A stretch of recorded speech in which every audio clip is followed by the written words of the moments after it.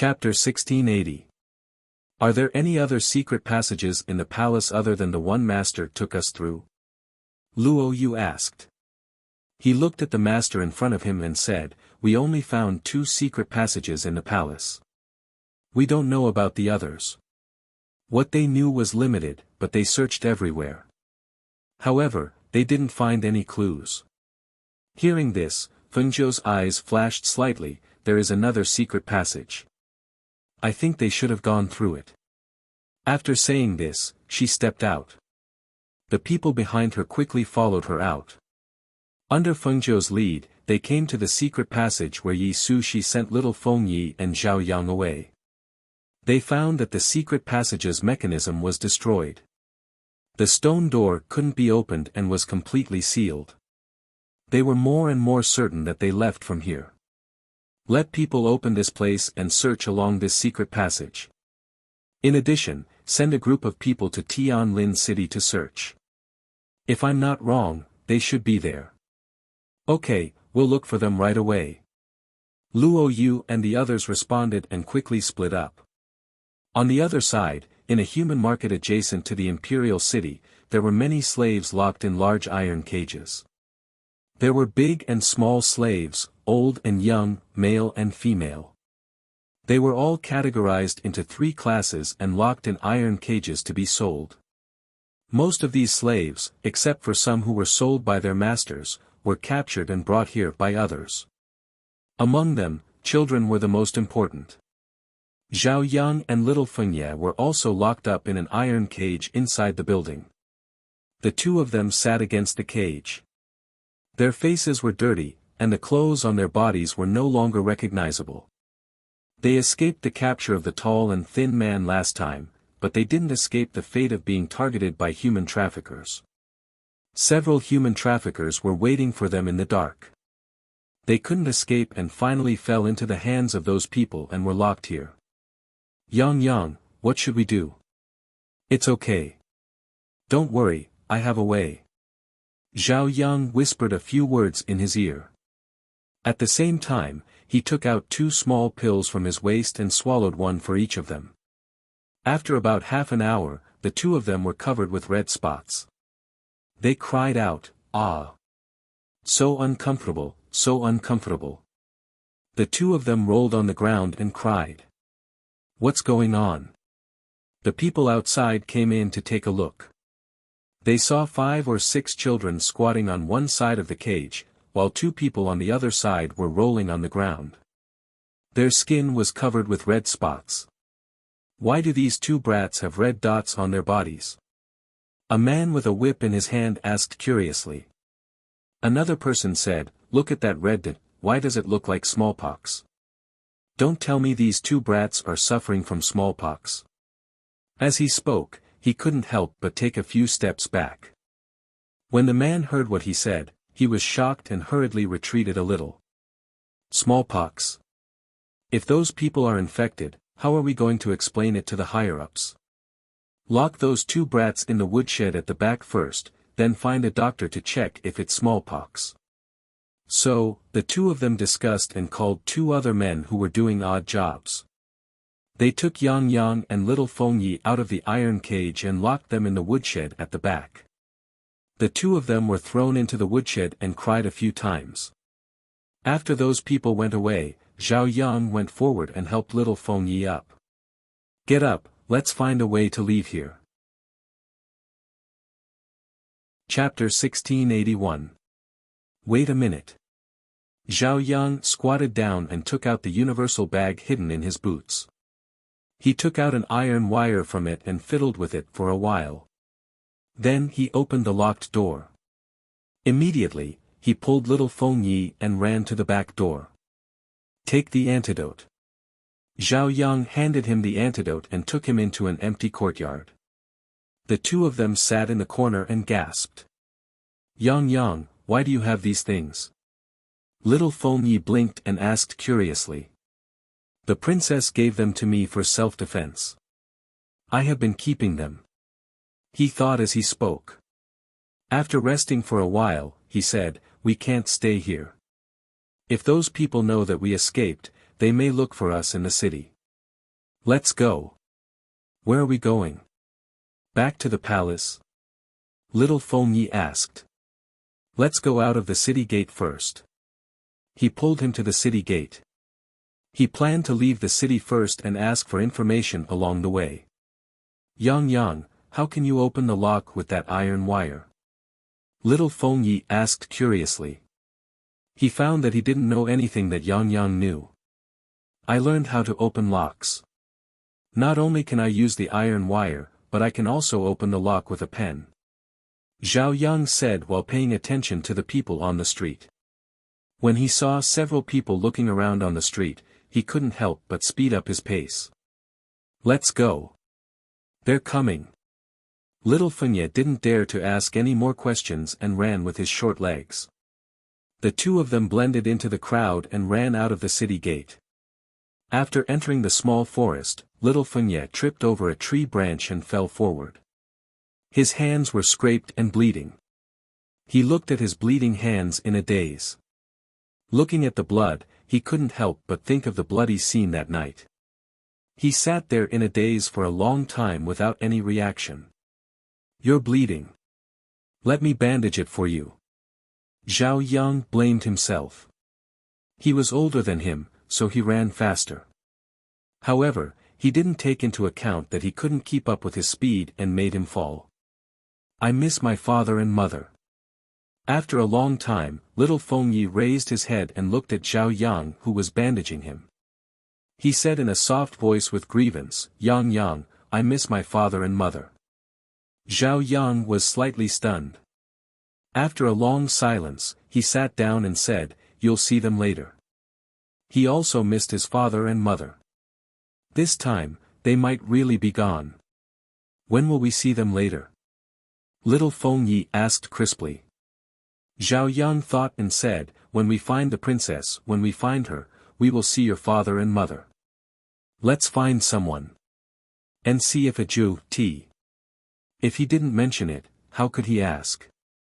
If he didn't mention it, no one would know. Then how could he know what he wanted to know?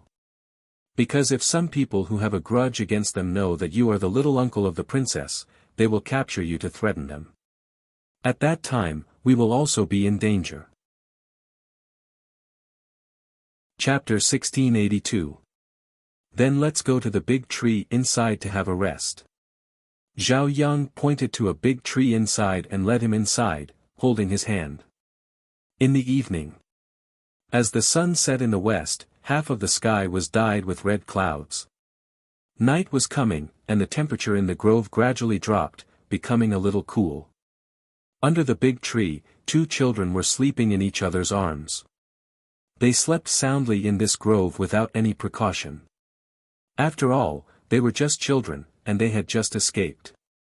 It was inevitable that they would fall asleep when they relaxed. However, this small forest was not safe. Under the illumination of the sunset, the small forest seemed to be covered in a layer of red clouds, revealing traces of red. About 100 meters away from here, a fierce tiger that came out to hunt for food was stretching its body, opening its mouth and swinging its tiger tail, walking step by step in the small forest. Because this grove was backed by a deep mountain, it was inevitable that some fierce beasts would come in and out. Ordinary people would walk on the main road and would not go into the grove.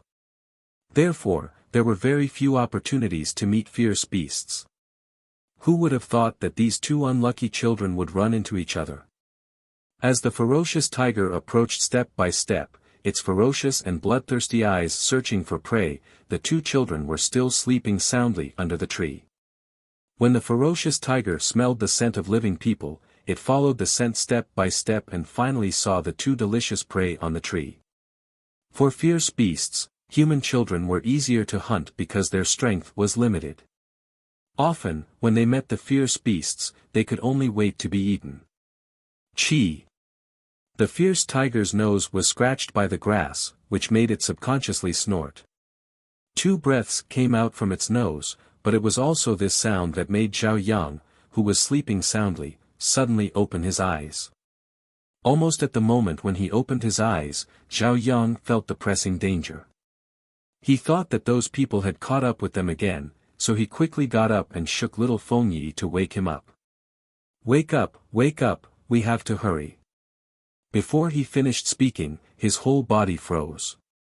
Less than 10 meters away from them, a ferocious tiger was crouching there, baring its sharp teeth and drooling as it stared at them. Seeing that he had woken up and discovered it, the ferocious tiger let out a low roar, crouching down and kicking its hind legs, fiercely pouncing towards them.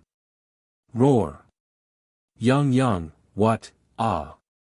Little Fengyi, who had just woken up, didn't have time to open his eyes and murmured. He felt that his whole body was pushed away by Zhao Yang and rolled into the grass. His body hurt and he couldn't help but cry out in pain. It hurts. Yang, what are you doing? He was stunned and sat there motionlessly with his eyes wide open. On the other side, Yang, who had pushed him away, had a piece of cloth torn off by the tiger's sharp claws. The sharp claws had directly scratched his chest, causing a few streaks of blood to flow out. Quickly climb up the tree. Zhao Yang shouted. He was afraid that the tiger would attack little Fengyi. He could only wave his hand and shout at the tiger, "Here. I'm here." Little Fengyi suddenly came back to his senses and saw the tiger roaring and pouncing towards Yang. He was so scared that he quickly circulated his spiritual power and jumped up. He hugged the tree tightly and shouted at Yang, "Come up quickly. Yang, come up quickly." Chapter 1683. In the sky above, among the white clouds, a white-robed old man was sitting cross-legged on a flying disc. He was flying with his eyes closed, as if he was meditating or resting.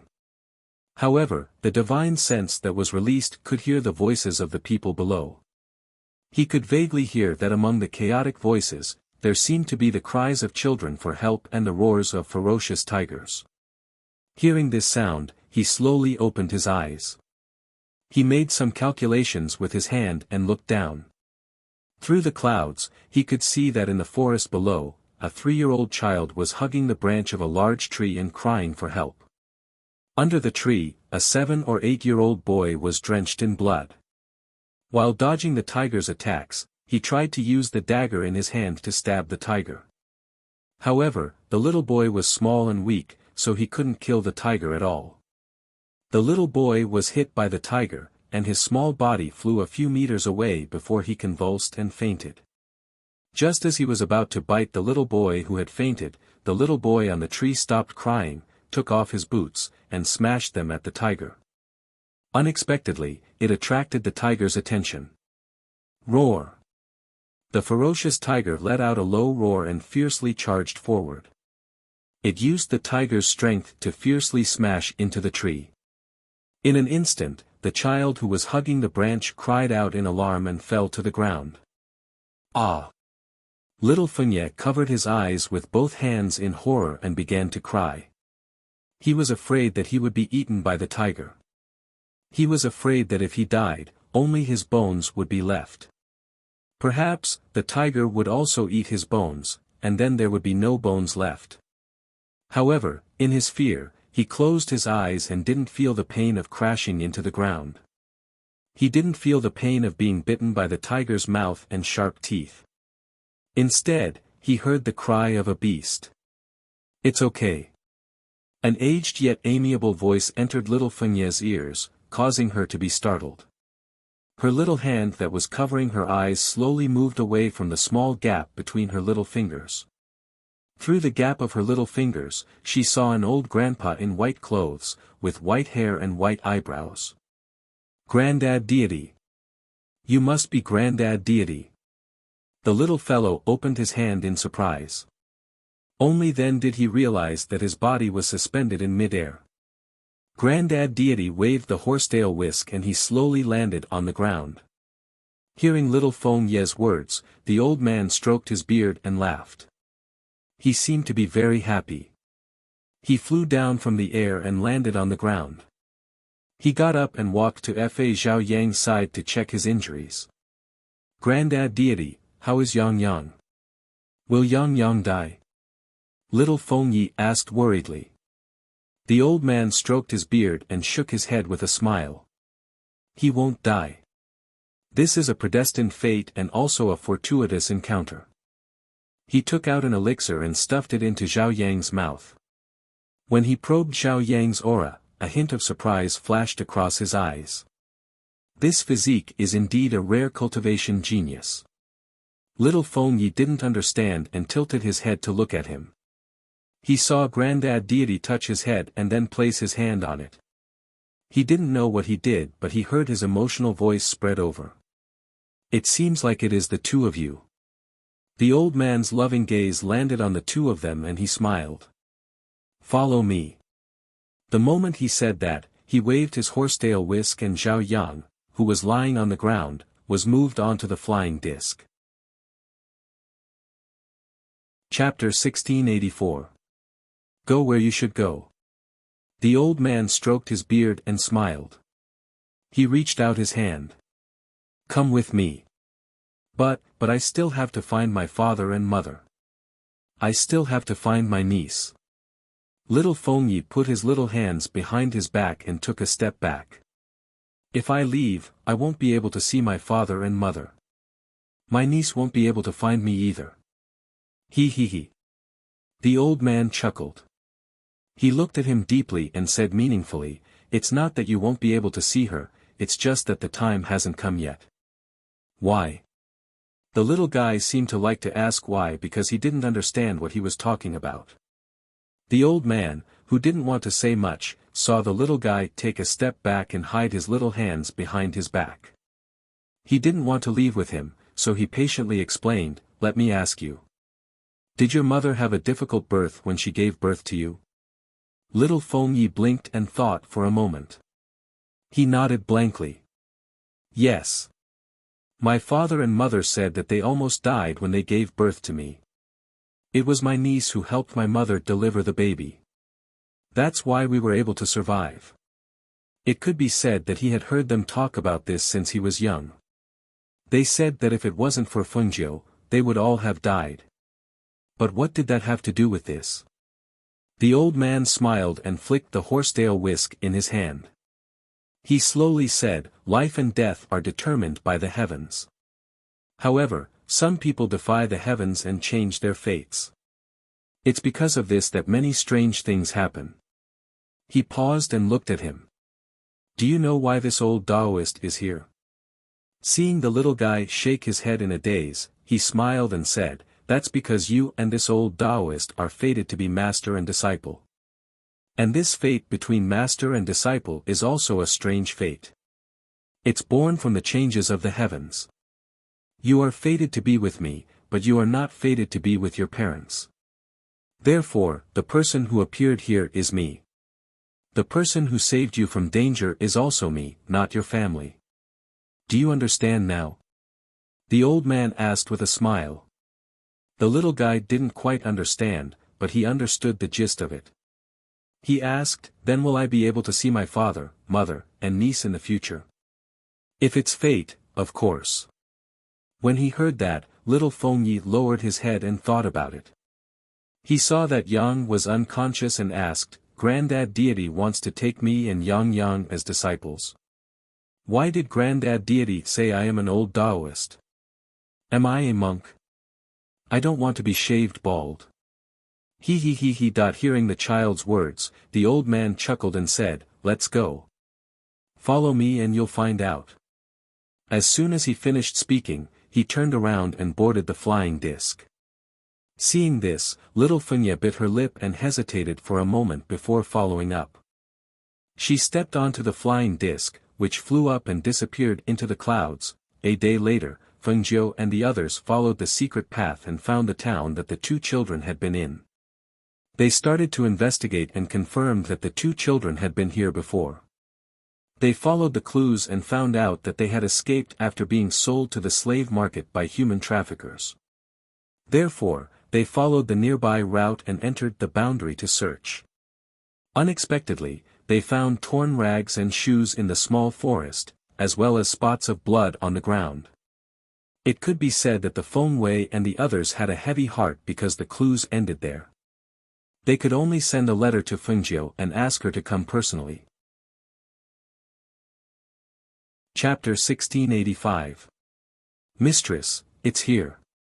Luo Yu stepped forward and showed her a shoe and a piece of cloth stained with blood. Although this material is dirty and messy, it's still obvious that it's their clothes.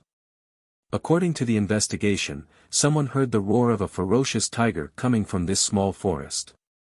I'm afraid little Feng Ye's clothes and Yang Yang's clothes were both custom-made. Upon closer inspection, it wasn't hard to find that the material was the same. However, they never expected that when they found them, they would see blood and cloth all over the ground. Fengjiu held the shoe and her heart sank.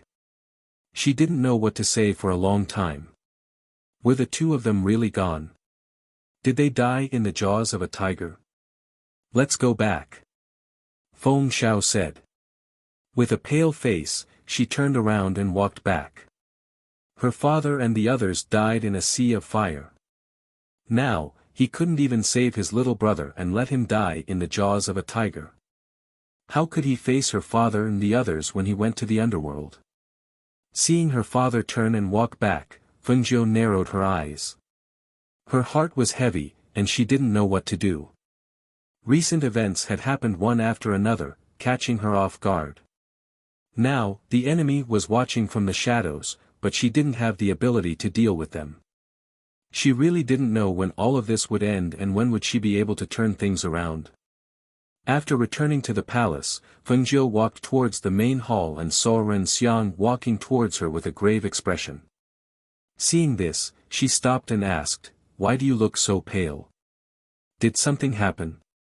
Ren Xiang looked at her and nodded. "Ghost doctor, I have something to tell you. It's about mistress." Hearing this, Fengjiu's eyes flickered. She walked with him to the back hall and sat down in the pavilion. "What is it? Speak." "Something happened in the Xianyuan Empire recently. The emperor's cultivation was crippled and his inner core was shattered. He is now an ordinary person.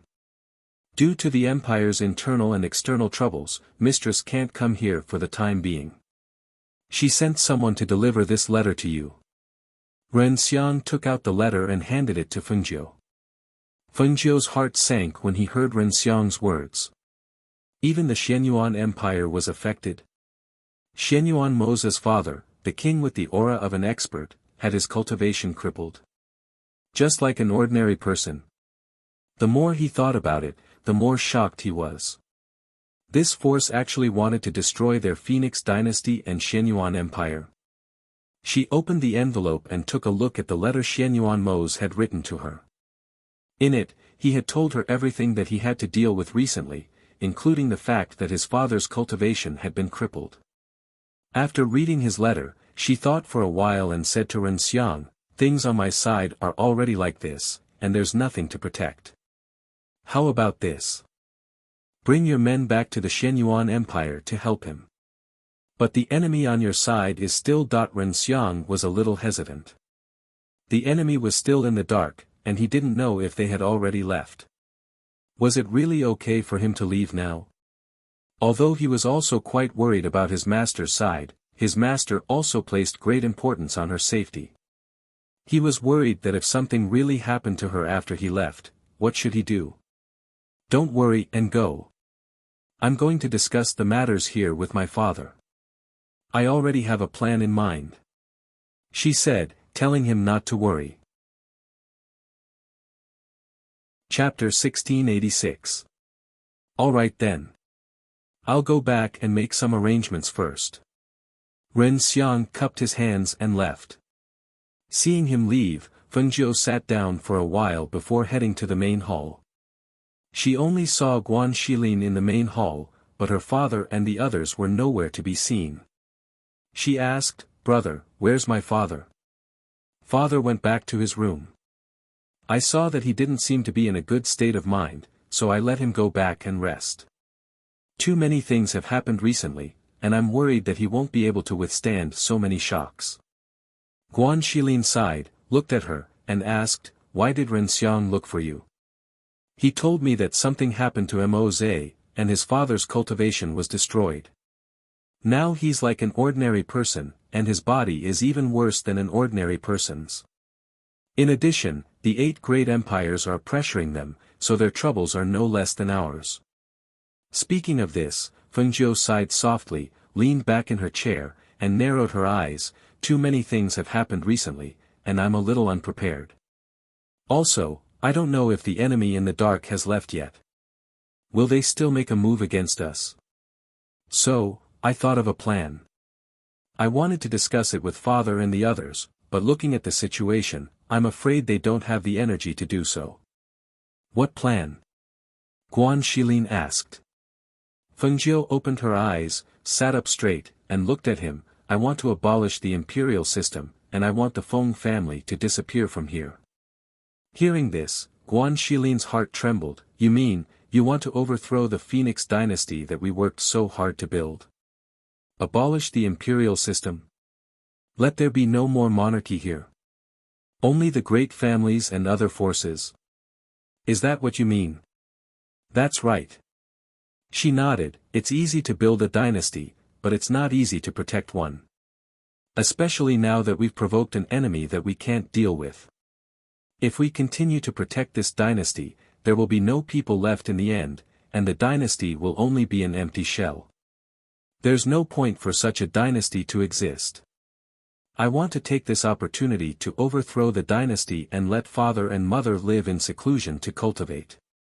When they are strong enough, it will be easy for us to establish a new dynasty.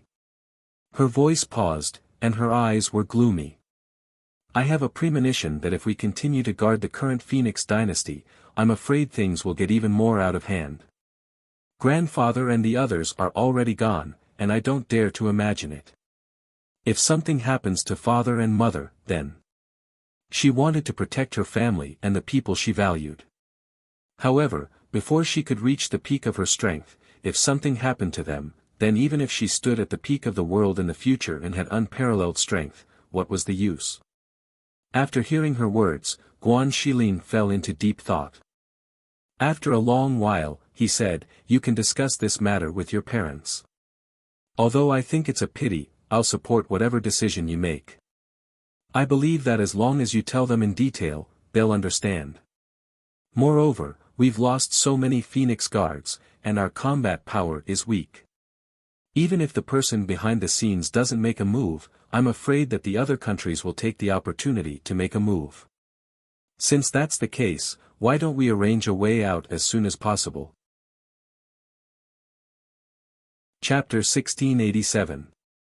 On the other side, the person Fengjiu and the rest were searching for was currently listening to a black-robed man report the latest news. "Master, some other powers have already begun to search for the Star of the Phoenix. Some have even gone to the Heavenly Mountain to ask the Elder Qinji. There's news that the elders of those sects already know who the Star of the Phoenix is and have secretly sent people to protect her.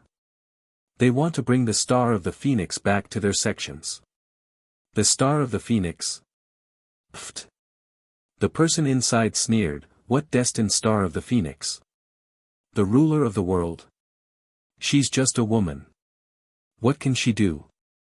Those old farts love to play tricks. However, since they want to play, how can we not play with them?" The voice paused and carried a hint of indifference. "Since you've sent people out, have you followed them? Have you found out the direction they've gone? Also, who exactly is the Star of the Phoenix that they speak of?" The kneeling black-robed man, Wen Fang, could not help but lower his head. This subordinate, and the rest cannot follow their tracks." When the person inside heard this, his voice turned cold and gloomy. "Since you don't know, then why are you still kneeling here? Why aren't you looking for her?" "Yes, yes." The black-robed man replied, then quickly retreated. At this moment, another black-robed man came in from outside and reported, "Master, Han Rome requests an audience." "Let him in." "Yes." The black-robed man replied and walked out. Not long after, a middle-aged man with a pale face walked in. This person was dressed in gray and his hair was white. His figure was thin and his face was pale. His entire aura was eerie and strange. He walked forward step by step and bowed to the figure behind the beaded curtain. Han Rong greets the Honorable Lord. Han Rong, did your master ask you to bring some news this time? The person inside asked. Looking at the movement of the vague silhouette, he seemed to be eating fruits. Reporting to the Honorable Lord, my master asked me to bring you some news. Han Rong looked at the person inside and replied slowly. Speak. My master said that he received news that the Star of the Phoenix is the princess of the Phoenix dynasty, Fengjiu. She cannot be left alive. She must be killed before her wings are fully grown to prevent future troubles. The Star of the Phoenix is Fengjiu. The person seemed to be surprised. Your information is correct? That Fengjiu is just as so. He paused and asked with a smile, or did you know that this Honorable Lord didn't exterminate the Feng clan, so you purposely came here to say this? Honorable Lord. I believe that the Honorable Lord will do it if the Honorable Lords, the Honorable Lord. I believe the Honorable Lord will do it, of the Honorable Lord's family. I believe the Honorable Lord will do it. Honorable to Lord the Honorable Lord. If the Honorable Lord. Ha ha ha ha ha. Chapter 1688. This sovereign will tell you something you don't know. That person paused for a moment before continuing, perhaps you don't know. This Fengjiu isn't the original Fengjiu. She should have been possessed by someone else.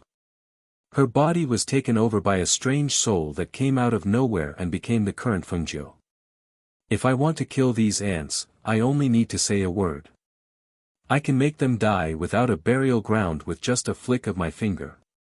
However, after discovering this interesting matter, I would like to see how Feng Xiao and the others will treat the person who has taken over his daughter's body after they find out about this. Killing someone is easy, but don't you think it's more interesting to torture her and destroy her mind? Seeing her being questioned by the loved ones she valued, seeing her being betrayed, seeing her being abandoned by her loved ones, and suffering physical and mental pain as she dies, this is much more interesting than killing her with a single blow, don't you think so? Hearing this, Han Rong's eyes lit up. Sovereign Lord is wise. Seemingly satisfied with these few words, that person continued, as for the Emperor of Xianyuan Empire, even though he isn't dead yet, he's no different from a cripple now. His cultivation has been crippled, his strength has dissipated, and his inner core has been shattered. He has fallen from the lofty peak to the bottom of the earth, becoming the lowest soil in the land. Right now, it's easy for anyone to kill him. Even if they don't kill him, he can only wait for his death. Sovereign Lord is wise. Han Rong was able to take revenge all because of Sovereign Lord's help. Han Rong will never dare to forget Sovereign Lord's help. He immediately knelt down and bowed, seemingly very moved. That's enough. This sovereign isn't a good person, and you aren't a good person either. Your master is even less of a good person. That person waved his hand and said, we're just using each other. Go back and tell your master that Fengjiu's words are complete nonsense. If he doesn't believe it, wait until I'm tired of playing with them and I'll take that Fengjiu's life for you to see. Yes, then Han Rong will take his leave first. He cupped his hands and bowed before turning to leave. Outside, his footsteps paused, and he raised his head to look at the sky, revealing a sinister smile. Fengjiu. You also have a day like this. If it wasn't for Fengjiu's appearance, he would still be the respected Uncle Han of the Xianyuan mansion. If it wasn't for Fengjiu's help, he wouldn't have been beaten down to the mundane world, personally crippled by Xianyuan Mo's, crippled his cultivation, and chased out of the imperial city. In his opinion, he was being merciful to him, but he didn't know that it was worse than death for him. His resentments and his resentment, Ant's souls wandering TSS until he met's time, he's to meet his now. TSS. He wanted Fengjiu to lose his family, to lose everything. He wanted Xianyuan Mo's to lose the entire Xianyuan Empire. He wanted his father to fall from the clouds to the mundane world. Everything they've given him, he wanted to take it all back. Chapter 1689. Not long after Han Rong left, another black-clothed person came in and handed over a message. When the person inside saw the message on the letter, he snorted coldly. This Feng Xiao actually suppressed this matter. What a surprise! He crumpled the letter in his hand, and it turned into ashes that disappeared in his palm. Since it's like this, then let's help them. Cut the weeds and dig up the roots. This lord wants to see if that Fengjiu is really the Phoenix Star. However, things were always unexpected. A month later, the people here received another piece of news. Master, a month ago, a force launched an attack on the Phoenix dynasty on a night. They annihilated their entire group, and even the entire palace was turned into ashes. No one survived. The Feng family's people are all dead. That lord was a bit surprised. It wasn't our people who did it. Then who was it? We didn't see anyone escape alive. According to our people, the palace was set up with a barrier at that time.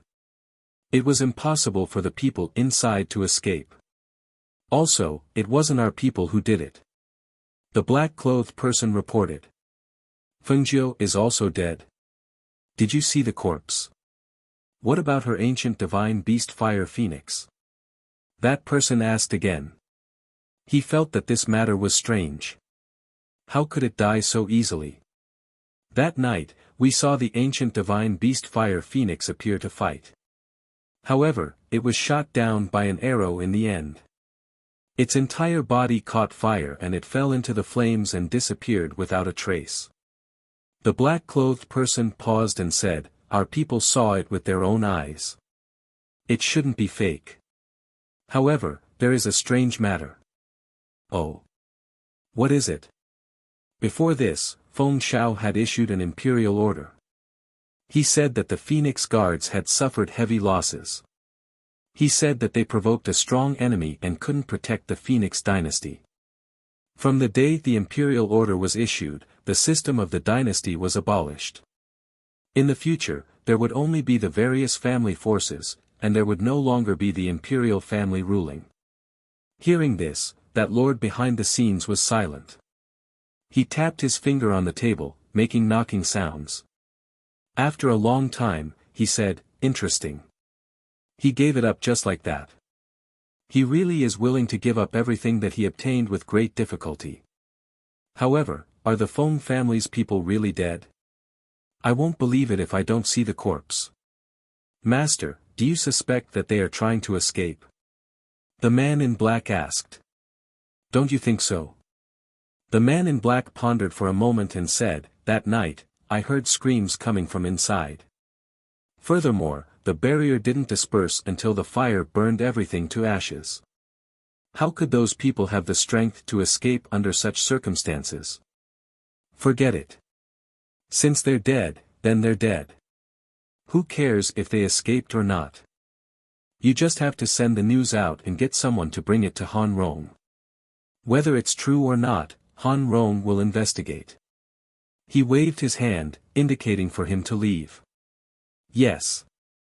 The black-clothed man bowed and left respectfully. In the Xianyuan Empire, after hearing the news brought back by Ren Xiang, Xianyuan Mose asked, how is it? Where are they? Is everything all right? Ren Xiang smiled and said, don't worry, master. The ghost doctor has arranged everything and avoided those people's eyes and ears. At this moment, they should already be out of the Phoenix dynasty's territory. The ghost doctor said that after she has settled her parents and family, she will send someone to deliver a letter to master. Chapter 1690. However, this was also good. At least before the enemy was clear, they would not be in a dangerous situation where the enemy was in the dark while they were in the light. Master, this is the pill that the ghost doctor asked me to bring back. She said that it can repair the Emperor's damaged inner core. She said that even if his cultivation is destroyed, he can still cultivate from the beginning. The pill inside is for the Emperor to take regularly. When she comes over, she will help the emperor take a look at the situation. Ren Xiang handed the pills over to him. His heavy heart finally eased a little after returning to his side. He knew that with his master's strength and methods, as long as he was in charge, he would definitely be able to stabilize the entire Xianyuan Empire and prevent any external enemies from invading. On the other side, Fengjiu arranged his subordinates into several groups and split up. They did not stop at the Phoenix dynasty, but went to their other base, the valley where Bai Xiao and the others had gathered. She planned to settle her parents and the Phoenix guards there. On the one hand, it would allow them to improve their strength, and on the other hand, it would be safer there. Master, Luo Yu and the others have arrived at the valley first. Du Fan walked up and said to Fengjiu. There were fewer people in their group. Other than Feng Xiao and his wife, there were only their masters Fengjiu and Guan Shilin, as well as Leng Hua and Leng Shuang. In the carriage, Fengjiu poked his head out to look at the sky and said, "It's getting late. Let's find a place nearby to rest tonight. We should arrive tomorrow after a day's journey." "Yes." Du Fan responded and said a few words to Leng Hua. The two of them found a place for them to stop and rest. The group of people sat around a fire by the road. Du Fan and the others went to find game to roast.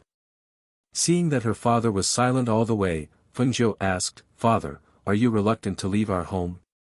Feng Xiao sighed and said, "I was born and raised in this place, but now I have to abandon my hometown and my family has been destroyed.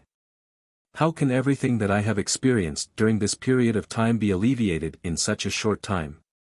It would be a lie to say that I don't feel reluctant or sad." Shangguan Wanrong patted his hand and said, "Don't think too much. Home is where your family is. Moreover, it's not like we won't go back there. If there's a chance in the future, we can still go back, right?" "I know." Feng Xiao nodded and said firmly, "In the future, our family will definitely go back." Seeing this, Fengjiu, he cut a piece of his mother's hand and said, "Father, eat some." As she spoke, she cut another piece and gave it to her mother. "Have a good rest after eating. You'll arrive tomorrow after another day's journey." "Okay." The two of them answered as they tore into the barbecued meat. Fengjiu and Guan Shilin walked around after eating. Looking at Fengjiu beside him, Guan Shilin asked, "Xiaojiu, do you want to go into seclusion to cultivate when we arrive at the valley?" "Yes, I'm preparing to advance to the fairy realm.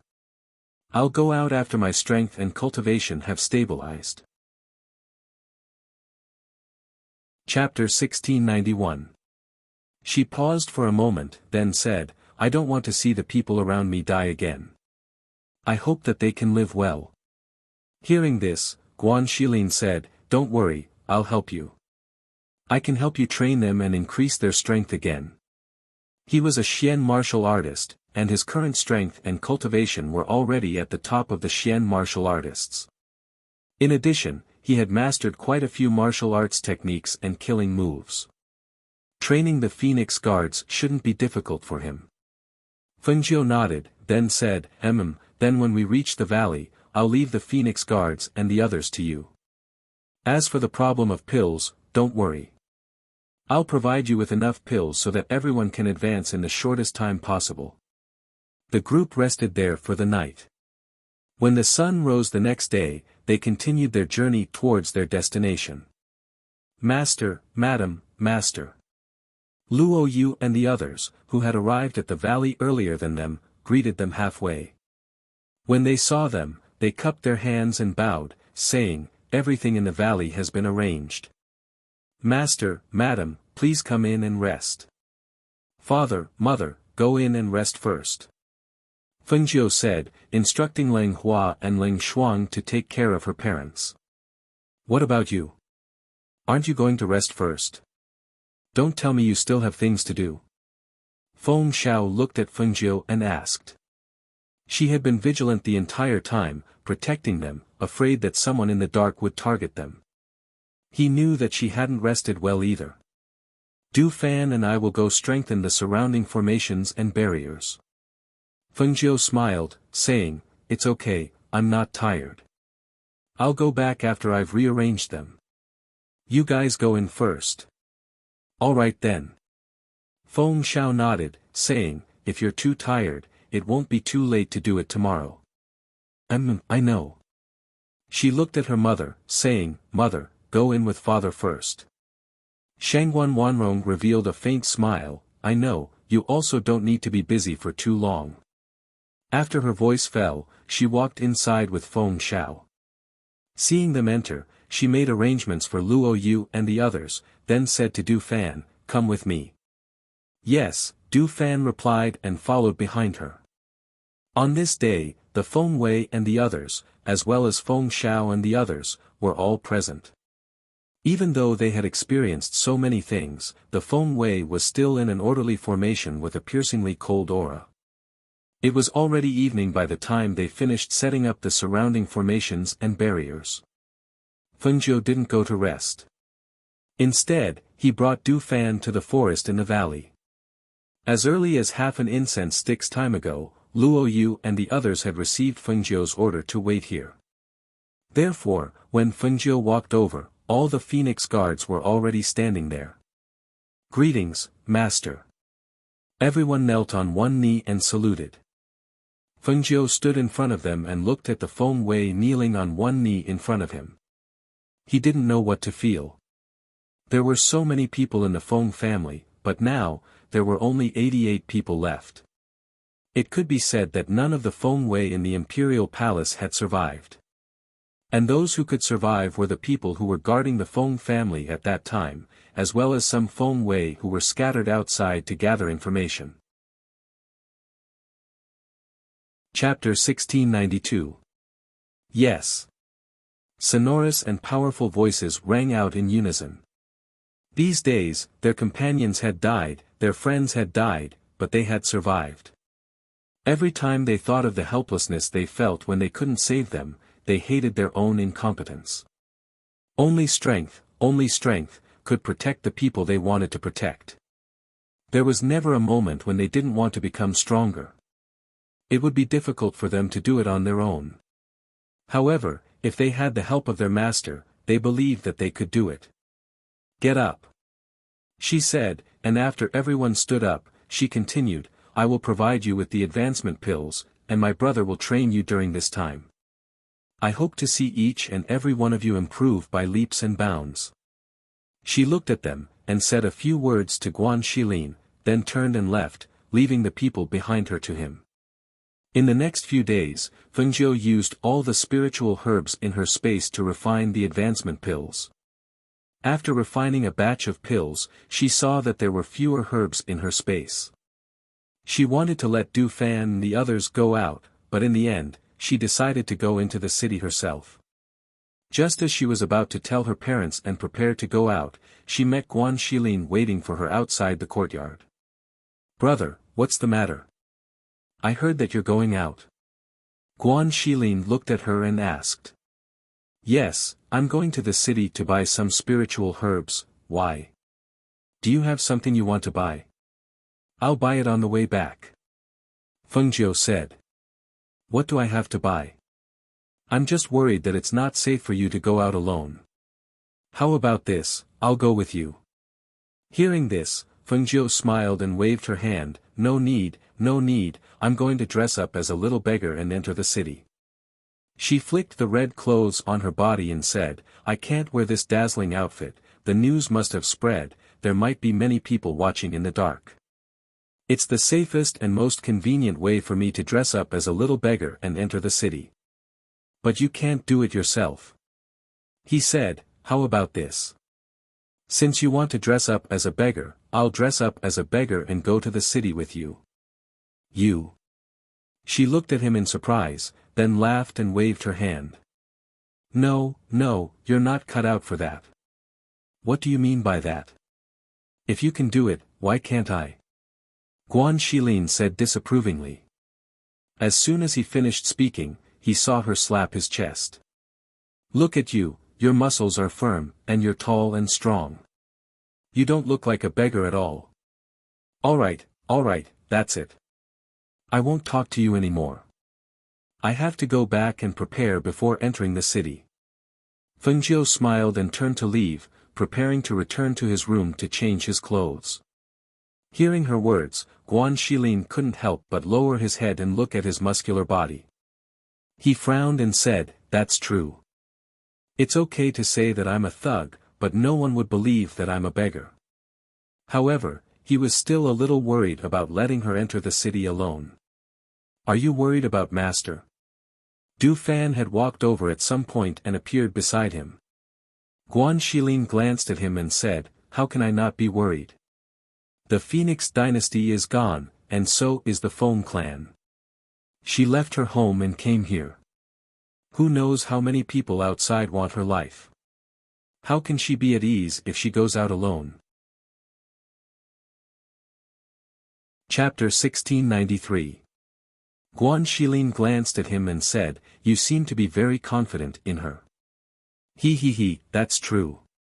Master has faced so many dangers and has always turned misfortune into fortune. It's just entering the city, what could possibly happen? Moreover, I believe that even if something were to happen, Master would have a way to deal with it. If you go with her, you might not be helping her, but you might even be a hindrance. Hearing this, Guan Shilin did not say anything else and just stood there quietly. Until he saw Fengjiu go back to her room and change into a shabby beggar's outfit and walk out along a small path. He could not help but sigh and did not follow her. That's right. Even Du Fan could see through her and trust her. How could he not trust her? With her strength, who could possibly be her opponent in this place? Even if there was danger, it would definitely not be that dangerous. Fengjiu was wearing a shabby beggar's outfit and a pair of broken shoes that exposed 2 toes. She walked leisurely towards the city.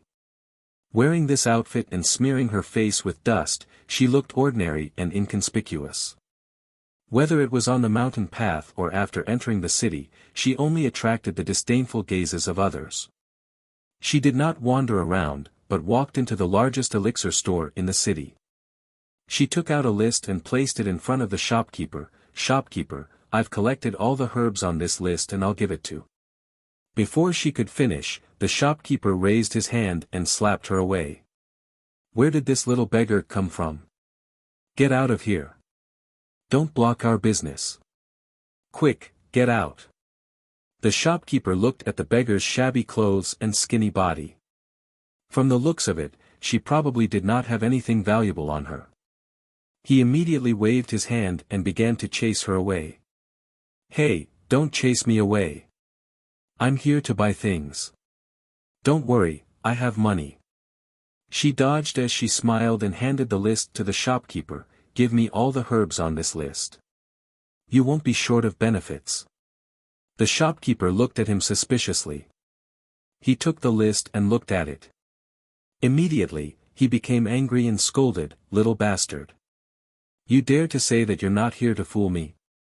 How many herbs did you say were on this list? A cart? A truckload of everything? You bastard, don't interfere with my business. Get lost. If you don't scram, I'll get someone to chase you out." Seeing this, Fengjiu had no choice but to put away the list. "You don't want to do business even when there's a chance. You're really a stubborn old man." She shook her head and walked out. She started with some of the smaller medicine shops and collected the medicine she needed. However, there were not many things in those smaller pharmacies, and some of the main ingredients were only enough for a dozen people. Seeing this, she set her sights on the underground black market in the city. "Looks like I have no choice but to make a trip to the black market." She still needed to cultivate in seclusion, so it was impossible for her to waste too much time on collecting spiritual herbs. The fastest way was to find the manager of this black market and let him do it. At the entrance of the black market, she handed over the black token. "I want to see your manager." The guard glanced at the black token, took it, and sent it inside. However, not long after, several people came out. "Our master wants you to leave immediately. Otherwise, don't blame us for being impolite." Hearing this, Fengjiu raised her eyebrows, and her eyes moved slightly. What do you mean? Where's my black token?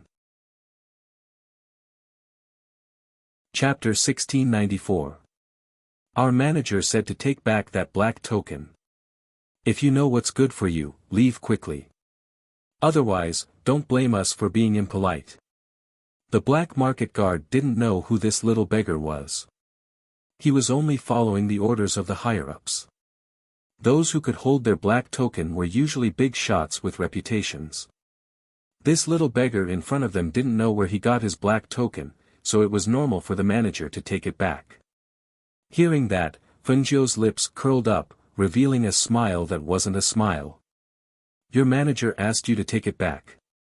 You've got guts. It seemed like she was being bullied by dogs when she was down. Some people in the black market must have gotten wind of the news about the Phoenix dynasty, so they were tempted. As for the black market in the 8 great empires, she believed that after working together for so long, the owner of the black market wouldn't do such a despicable thing at this time. It should be the people below who were deceiving their superiors and wanted to take away her black token. However, was her black token so easy to take away? Since he wanted it, then she would give it to him. She wanted to see if it was good or bad for the manager to have her black token. Thus, she glanced at the black market's entrance, revealing an indescribable smile. Then, she turned and left, disappearing into the street. However, after walking for a distance, her eyes flickered, and a cold glint flashed across her eyes. It seemed like the manager of the black market had some ability. He actually dared to follow her. Good, very good. She wanted to see what they wanted to do. She turned into a deserted alley. Not long later, she saw several men in black chasing after her, looking for her. She smiled and walked out from the corner. Looking for me? She leaned against the corner of the wall, crossing her arms as she looked at those men in black. Those men in black saw that the little beggar suddenly walked out and were a little surprised. Just now, they clearly felt that there was no aura here. Then where did this little beggar come from? Or was he hiding his aura all along? To be able to hide his aura so well, who exactly was this little beggar? Why did the higher-ups let them take his life? Kill him! One of them shouted, drawing his sword and charging forward. The people behind him also attacked instantly, rushing forward with a whoosh. However, at this moment, the expressions of those who rushed forward changed, and they froze on the spot. They only felt their vision turn black, and their bodies fell down powerlessly. Bang! Fengjiu took out a fruit from somewhere and started chewing it. She looked at the people on the ground and snorted coldly. She walked forward and kicked their bodies. She hooked their chinkun bags with the tip of her foot and turned to walk out of the alley. When Feng Nine appeared in front of the gate of the black market again, he had changed his clothes, and his face was slightly modified. His original appearance could no longer be seen. He was not handsome, but under the contrast of the white clothes, he looked graceful and elegant, like a noble young master. She held a folding fan in her hand and opened it with a whoosh. With one hand behind her back and the other gently fanning herself, she walked leisurely into the black market. The people in the black market hurriedly greeted her and led her inside. Chapter 1695. Young master, you look unfamiliar. Is this your first time here? The manager asked. Fengjiu glanced at him. You are. Oh, I forgot to introduce myself. My surname is Sun, and I'm the manager of the black market. Young master, you can call me Manager Sunday. He smiled and sized up the young master in white in front of him. So it's Manager Sunday. Fengjiu glanced at him with a half smile. I'm not from here. I heard that the black market has things that the outside world doesn't have. Even elixirs can be collected in large quantities in a day. Therefore, I'd like to discuss business with Manager Sunday. Hearing this, Manager Sun's eyes flashed. Oh. Young master, you're a medicine merchant. Fengjiu's lips curled. Why? Do you think the black market is picky when doing business? How could that be? Young master, this way please. Manager Sun smiled and gestured for him to enter. Under Manager Sun's lead, Fengjiu entered. After sitting down, she took out a list. These are the elixirs I want. Manager Sun, see if you can help me gather them by tomorrow. She paused and smiled. As long as the elixirs are gathered, Manager Sun will naturally receive all the benefits. Hearing this, Manager Sun smiled and took a look. He was slightly surprised. You want so much? And they're not ordinary elixirs. Young master, the cost of these elixirs will be a huge sum of money. What he meant was, can you take out so much money? Manager Sun, don't worry. I can still afford this amount of money. As she spoke, she turned her hand and took out a crystal. This is a supreme grade crystal. Consider it a small reward for Manager Sunday. Once the matter is settled, the rest is more important. Looking at the dazzling supreme grade crystal, Manager Sun's heart skipped a beat. He concluded that this person must be the son of an aristocratic family. Otherwise, it would be impossible for him to have such a top-grade crystal stone. It should be known that the price of such a top-grade crystal stone was not cheap, but he actually gave it to him as a gift. It was obvious that his family was rich. Alright, young master doesn't need to worry. I will definitely be able to prepare all the spirit herbs tonight and wait for young master to collect them tomorrow. However, he smiled and said, young master should also prepare some funds when you return. After all, there are so many spirit herbs. If we can't pay for them, we won't be able to hand them over to young master. I know. Manager Sun, don't worry. She flicked her robe and stood up. Then I'll have to trouble Manager Sun to help me settle this as soon as possible. Tomorrow morning, I'll bring the money for the medicine over. Alright, leave it to me. Manager Sun couldn't help but have an excited smile on his face when he thought about the big business deal he had just made.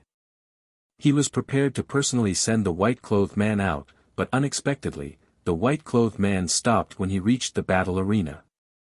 Young master, could it be that you are also interested in this challenge? Manager Sun asked with a smile. He also stopped and looked at the two people fighting on the stage. It's quite fun. She rubbed her fists and said to Manager Sun, you don't have to follow me. I want to go down and play a few rounds. You can go do your own thing. I see. Alright, then I'll get someone to entertain you. Manager Sun waved his hand and called another person over. After giving a few instructions, he bid farewell to Fengjiu and turned to do other things. Chapter 1696. She walked forward and registered outside the arena. Then, she placed her money and bet on herself to win. Then, she entered the arena and started sparring with the people inside. On the other side, Manager Sun, who had instructed people to prepare the medicinal herbs, was just finishing his instructions when a guard came over and reported in a low voice, Manager, that young man in white has already won 10 rounds in a row and won a huge sum of money. Other than that, no one else dares to enter the arena.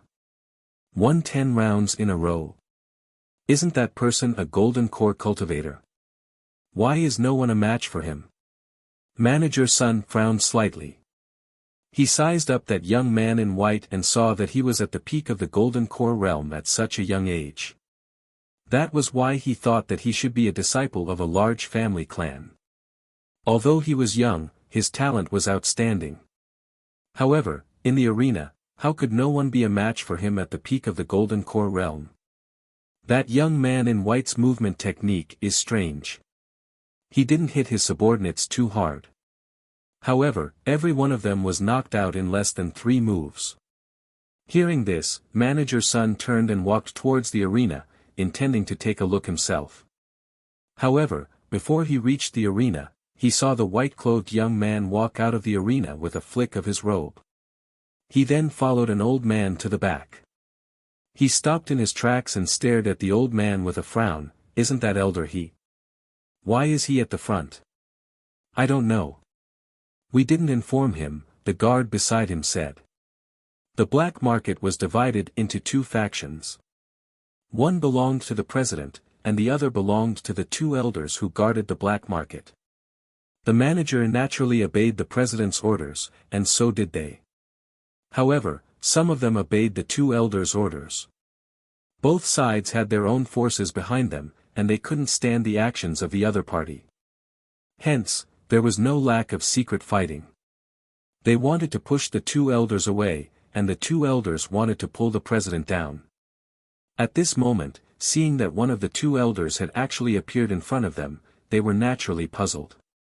Behind them, the old man who brought Fengjiu to a guest room ordered someone to guard the door. He then gestured to Fengjiu, "Young Master Feng, please take a seat." Hearing this, Fengjiu raised her eyebrows and looked at the elder. "How did you know it was me?" She walked forward and sat down on the right seat. The old man smiled and sat down in the main seat on the left. He personally poured a cup of tea for her and said, "That Sun guy has eyes but can't see." Naturally, he can't recognize young Master Feng. Although this old man has never seen young Master Feng before, as an elder of the black market branch, I have inquired about young Master Feng who holds a first-class black token. Originally, I wasn't sure, but after seeing young Master Feng fight with someone in the arena, I knew it was young Master Feng.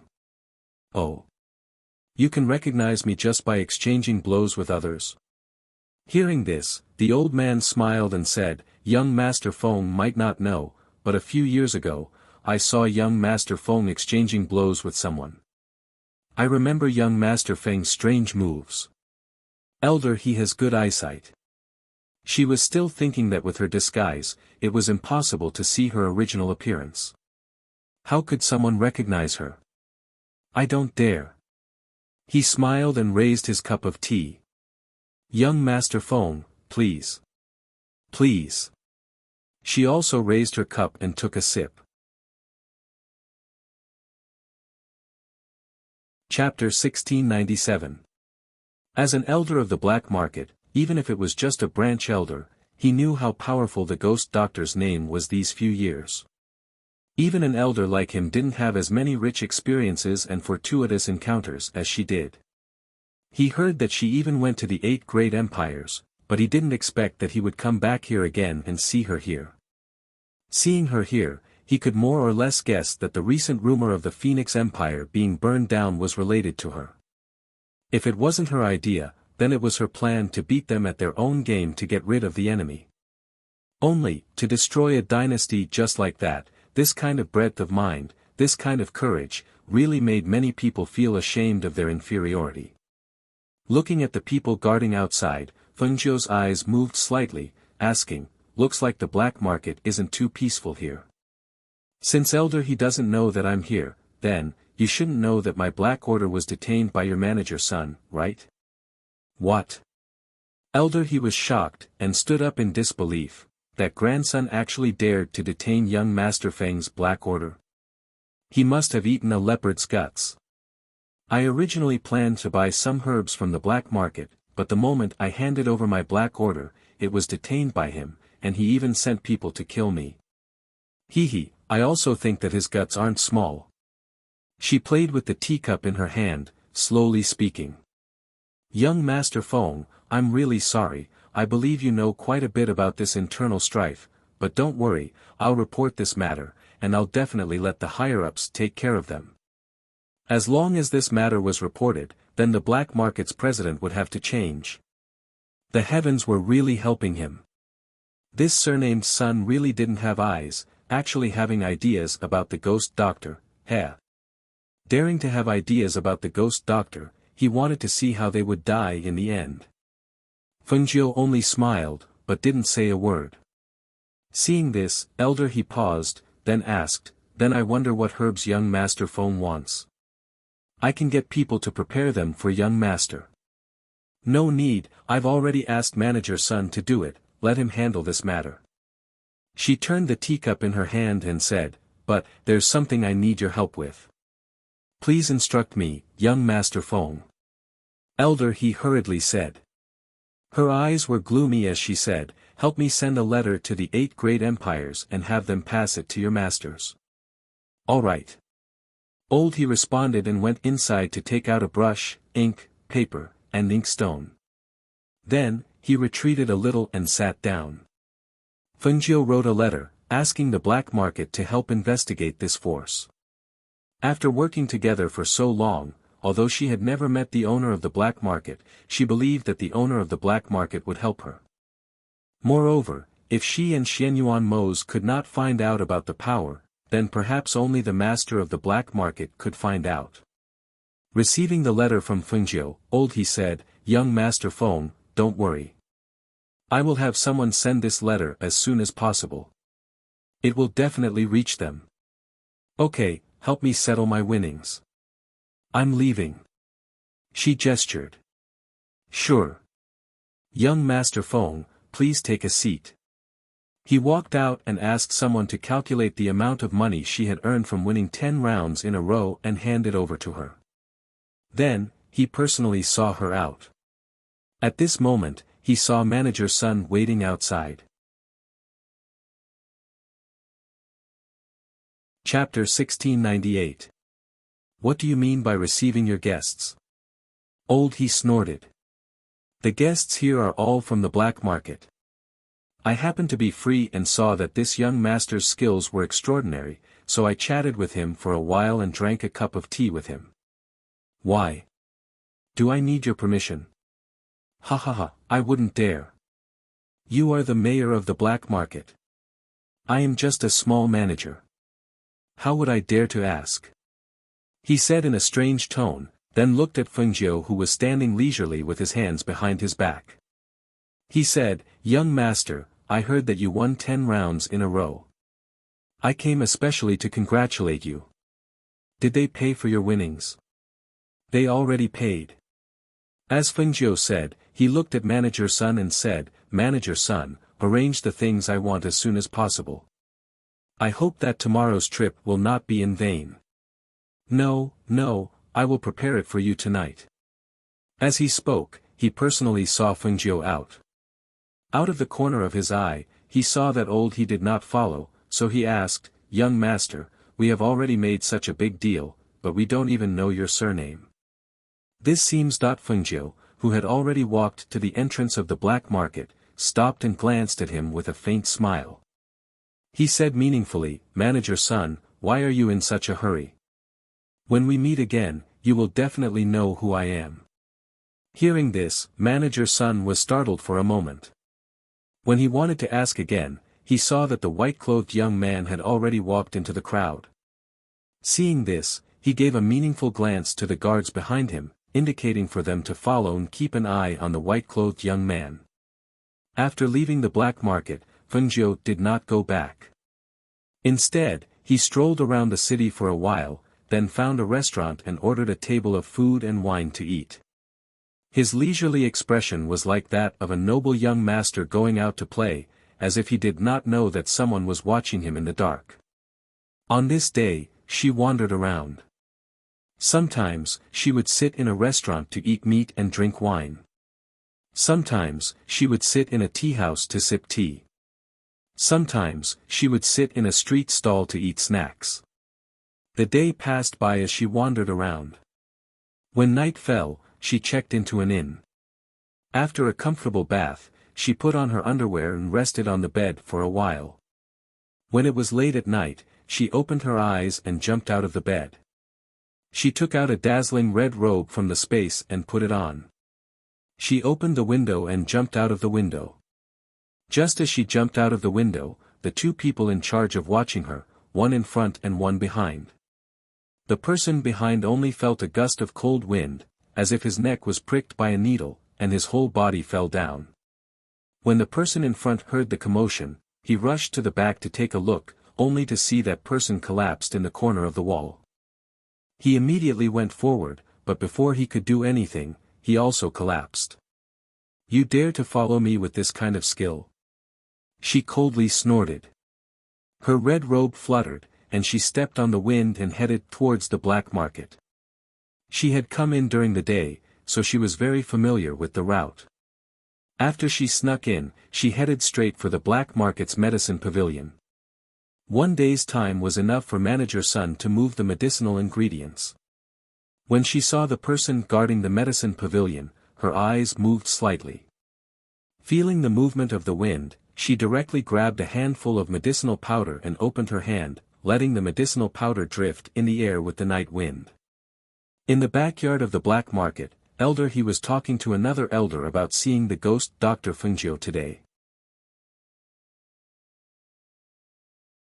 Chapter 1699. What do you think? Elder He asked with a smile. He was also very curious. The old man glanced at Elder He and said, even if he doesn't die, he'll still lose a layer of skin. When he said this, the two looked at each other and smiled. Provoking the ghost doctor, they didn't need to make a move. They would have to bear the consequences. On the other side, Fengjiu, who had entered the medicine pavilion after taking down the guards, put all the medicine she needed into her space. She didn't take much from the others. After all, she only wanted to teach the person in charge of the black market a lesson. She didn't want to become enemies with the owner of the black market. After leaving the medicine pavilion, she left in a flash and went to the back to grab a guard. Where is your manager's courtyard? That guard was shocked. He only felt his throat being choked and his whole body being lifted up. He had no choice but to stand on his tiptoes to relieve the pressure on his neck. His face was filled with shock and horror. What kind of place was the black market? Someone actually dared to break in at night? Who the hell is this guy?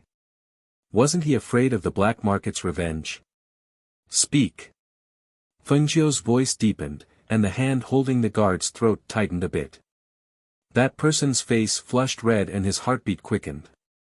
In an instant, he felt the aura of death approaching. Instinctively, he could only point ahead. Up ahead, there's a courtyard on the right.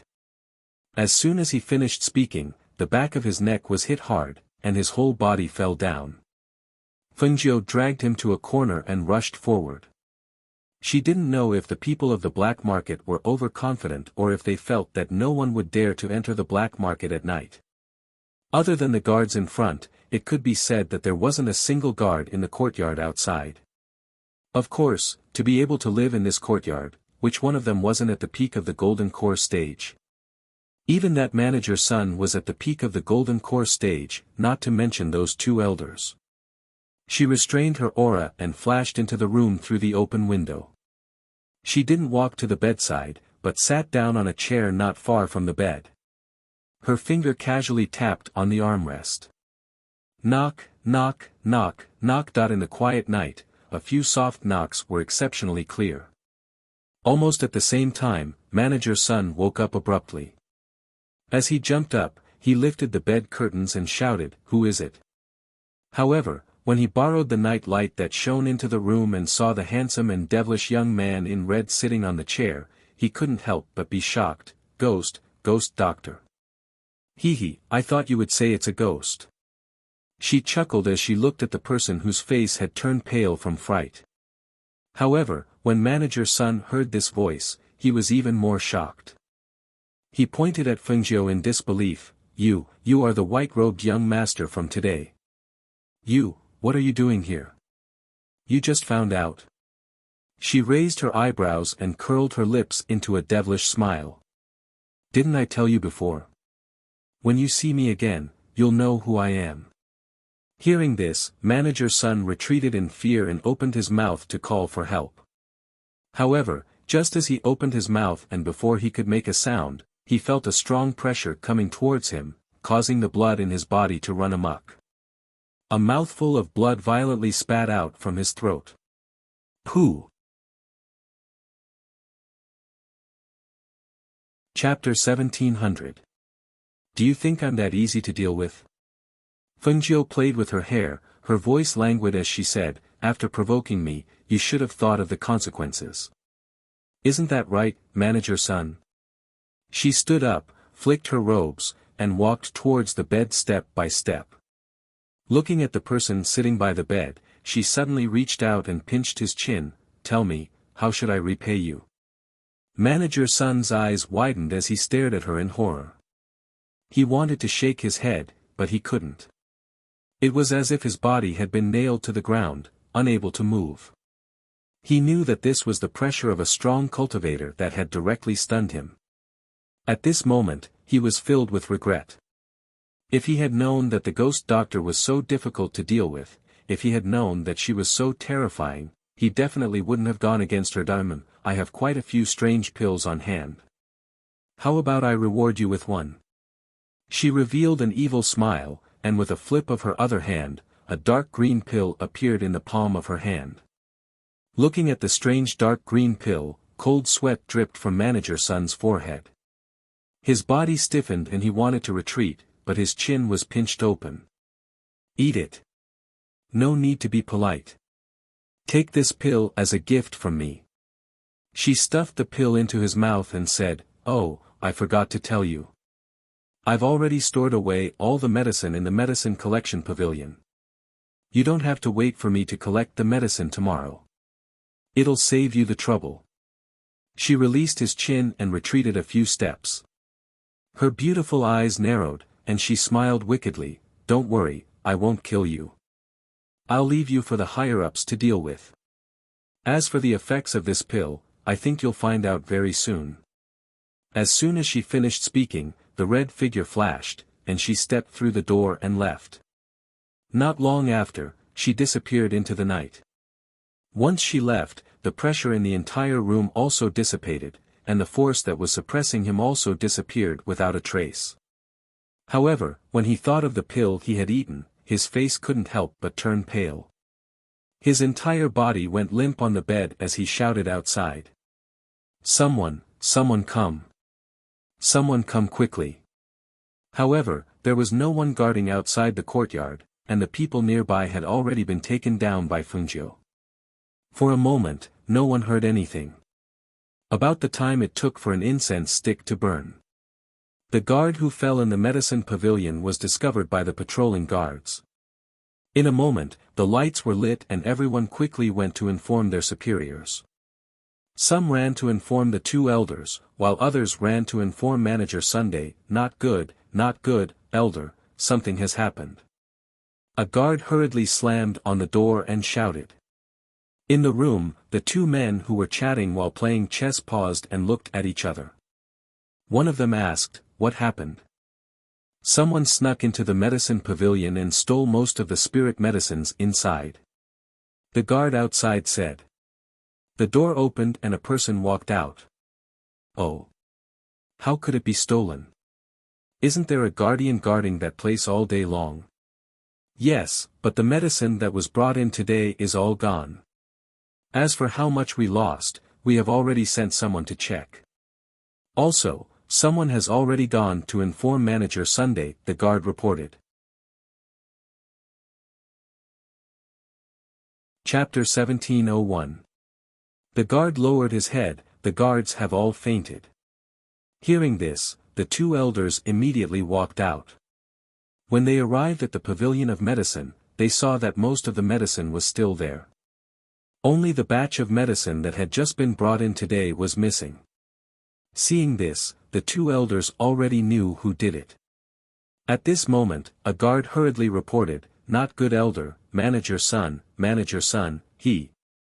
The two elders didn't ask any questions. Instead, they walked straight to Manager Sun's courtyard. As soon as they entered the courtyard, they heard a terrified scream coming from inside. They couldn't help but stop in their tracks. After hesitating for a while, they walked in. No. Quick. Get me a doctor. Get a doctor." Manager Sun's terrified voice came from inside the room. No one knew what he was saying. They only knew that he was frantically asking someone to get a doctor. As soon as they entered the room, they could smell the thick stench of blood. The two elders frowned. "What's going on? What happened to Manager Sun?" A guard stepped forward and said, "Elder, Manager-san is hiding on the bed and doesn't dare to let us near him. He won't even let us see. We don't know what happened to him. However, the smell of blood in the room is very strong. I'm afraid." Hearing this, the two elders stepped forward and pulled open the bed curtain. When they saw the person who was curled up in the corner of the bed, they couldn't help but jump in fright. Their faces were full of horror. They immediately let go of the bed curtain and took 3 steps back. The two elders' hearts were like a tidal wave, stirring up thousands of waves. When they saw the scene, they felt a chill run down their spine. They couldn't believe it. During the day, he was still fine. At this moment, he didn't even look like a human or a ghost. The moment the bed curtain was pulled open, the two elders saw Manager-san curled up in the corner of the bed. He was wearing a white inner robe, but his entire body was drenched in blood. It was as if his skin and flesh were falling off. Layer by layer, it was a ghastly sight. "The doctor is here, the doctor is here." The guard brought the doctor in. Following him were the alchemists from the black market. When they heard that something had happened, they came over to take a look. "Open the bed curtain and ask Manager-san to come out," the doctor said as he smelled the thick stench of blood. He then opened the doors and windows to disperse the smell. "Doctor, doctor, you have to save me, you have to save me." Manager-san rushed out and grabbed the old man in front. "Hurry up and take a look at me. What's wrong with me? What's wrong with me? Will I die? Will he die?" When they saw Manager-san rushing out from the bed, other than the two elders who had seen his condition earlier, everyone else was shocked and involuntarily retreated. Even the doctor paled in fright when he was grabbed by Manager-san's bloody hand. He hurriedly shouted, You, let go of my hand and sit down first. I'll take a look at you. You have to save me. You have to save me. If you don't save me, I will definitely die. I will definitely suffer a fate worse than death." He murmured. It was unknown if he was scared silly or what, but his flesh was peeling off and his blood dyed his inner clothes red. However, it was as if he didn't feel anything. His expression was somewhat crazy. When the alchemist and the two black market doctors saw this scene, they could not help but shudder. They looked at him in shock and asked, How did this happen?" Chapter 1702. I know I was wrong. I really know I was wrong. Woo. I don't dare anymore, I really don't dare anymore. Amidst Manager-san's cries, the old man finished his diagnosis, but shook his head with a serious expression. "This old man is powerless, please find someone more qualified." With that, he turned and walked out. Seeing this, he instructed, "Let Manager-san take care of him." Then he left with everyone, leaving behind Manager-san, who was still muttering to himself. Outside, the others were a little shocked by this scene, and they couldn't help but surround the two elders and ask, "Elders, do you know what happened to Manager-san? Why did he suddenly become like this? I heard that there were people who came to the medicine pavilion to steal medicinal ingredients tonight." "Humph." He snorted coldly and said, "He brought this upon himself." Hearing this, everyone couldn't help but look at each other, then cupped their hands and bowed to he. Would he please explain? Could it be that he had offended some incredible person? Otherwise, why would a perfectly fine person suddenly become like this? Seeing that everyone here was from the black market, he said, "This person surnamed Sun secretly detained the ghost doctor's black order, and even ordered people to kill the ghost doctor. Humph. What a dog. He didn't even look at who the ghost doctor was, daring to take advantage of the situation to hit a person who was down. If the ghost doctor didn't take care of him, who would she take care of?" Hearing this, everyone was shocked and couldn't help but suck in a breath of cold air. The ghost doctor? He actually detained the ghost doctor's black order. Who was the ghost doctor Fungio? Was she someone they could offend, someone they could provoke? Even if her current situation was different from before, she was definitely not someone they could provoke. This manager's son had really eaten a bear's heart and leopard's guts. Thinking of this, they couldn't help but ask, then what do we do now? What do you mean what do we do? Get someone to watch over son, then report this matter. Old he said, flicking his sleeves and leaving with the other elder. Everyone stayed for a while, then left as well. It was better for them not to get involved in this matter. The next evening, Fengjiu returned to the valley. Shangguan Wanrong and the others, who had been waiting for her, were relieved to see her return safely. Xiao Jiu, there's porridge in the kitchen that's still warm. Eat some first. Shangguan Wanrong looked her up and down and asked, are you hurt? No, it went very smoothly. The medicinal herbs this time are enough for me to refine a lot of medicinal pills. Of course, she didn't take back the black order. However, it didn't matter if she didn't get the black token back. One day, it would return to her. Hearing this, Shangguan Wanrong revealed a shallow smile. It's good that you're not injured. Eat something and rest well for a while. Your father said yesterday that he was a little worried about you going out alone. Where's father? Fengjiu asked. He went to watch the Phoenix Guards train with Shilin. Fengjiu nodded. She followed her mother to the kitchen and sat down at a table outside. After eating, she went back to her room to take a bath and rest. At night, she chatted with her parents for a while and gave them some instructions. Then, she prepared to refine medicinal pills. In the following days, she helped the Phoenix Guards refine large amounts of medicinal pills. Then, she entered the space to cultivate. Chapter 1703. Days passed, and the time in the space was 3 times longer than outside. During this period, Fengjiu had been cultivating in the space, and her few contracted beasts were also cultivating in the space. Apart from increasing her own strength, she also hoped to increase the strength of her contracted beasts. This way, they could be of help even when fighting against a fairy realm expert. The Fire Phoenix's strength was needless to say, but Lao Bai, Tun Yun, and the little black bear's strength were also increased by another level, helping them to break through together. Therefore, apart from the Phoenix Guards who had elixirs to help them, the spiritual beasts in the space also had elixirs to help with their cultivation. On this day, while sitting cross-legged in the space, she felt that she was about to break through the peak of the nascent soul stage and enter the fairy realm. She opened her eyes and looked up at the sky in the space. This space was a world of its own, and there was only day and night. She had only been cultivating and advancing in this space, but she had never experienced the heavenly thunder tempering when she broke through. She didn't know if she could go through the tribulation here. If she could go through the tribulation in this space, then no matter how big the commotion of her advancement was, it wouldn't attract anyone's attention. However, could it be done here? In the past, the green lotus in her belly would naturally devour the surrounding vitality when she broke through. However, after such a long period of cultivation and control, she could already control the green lotus in her belly very well. She didn't have to worry about the green lotus absorbing the vitality of the spiritual herbs and the spiritual energy in the air. Will there be heavenly thunder in here?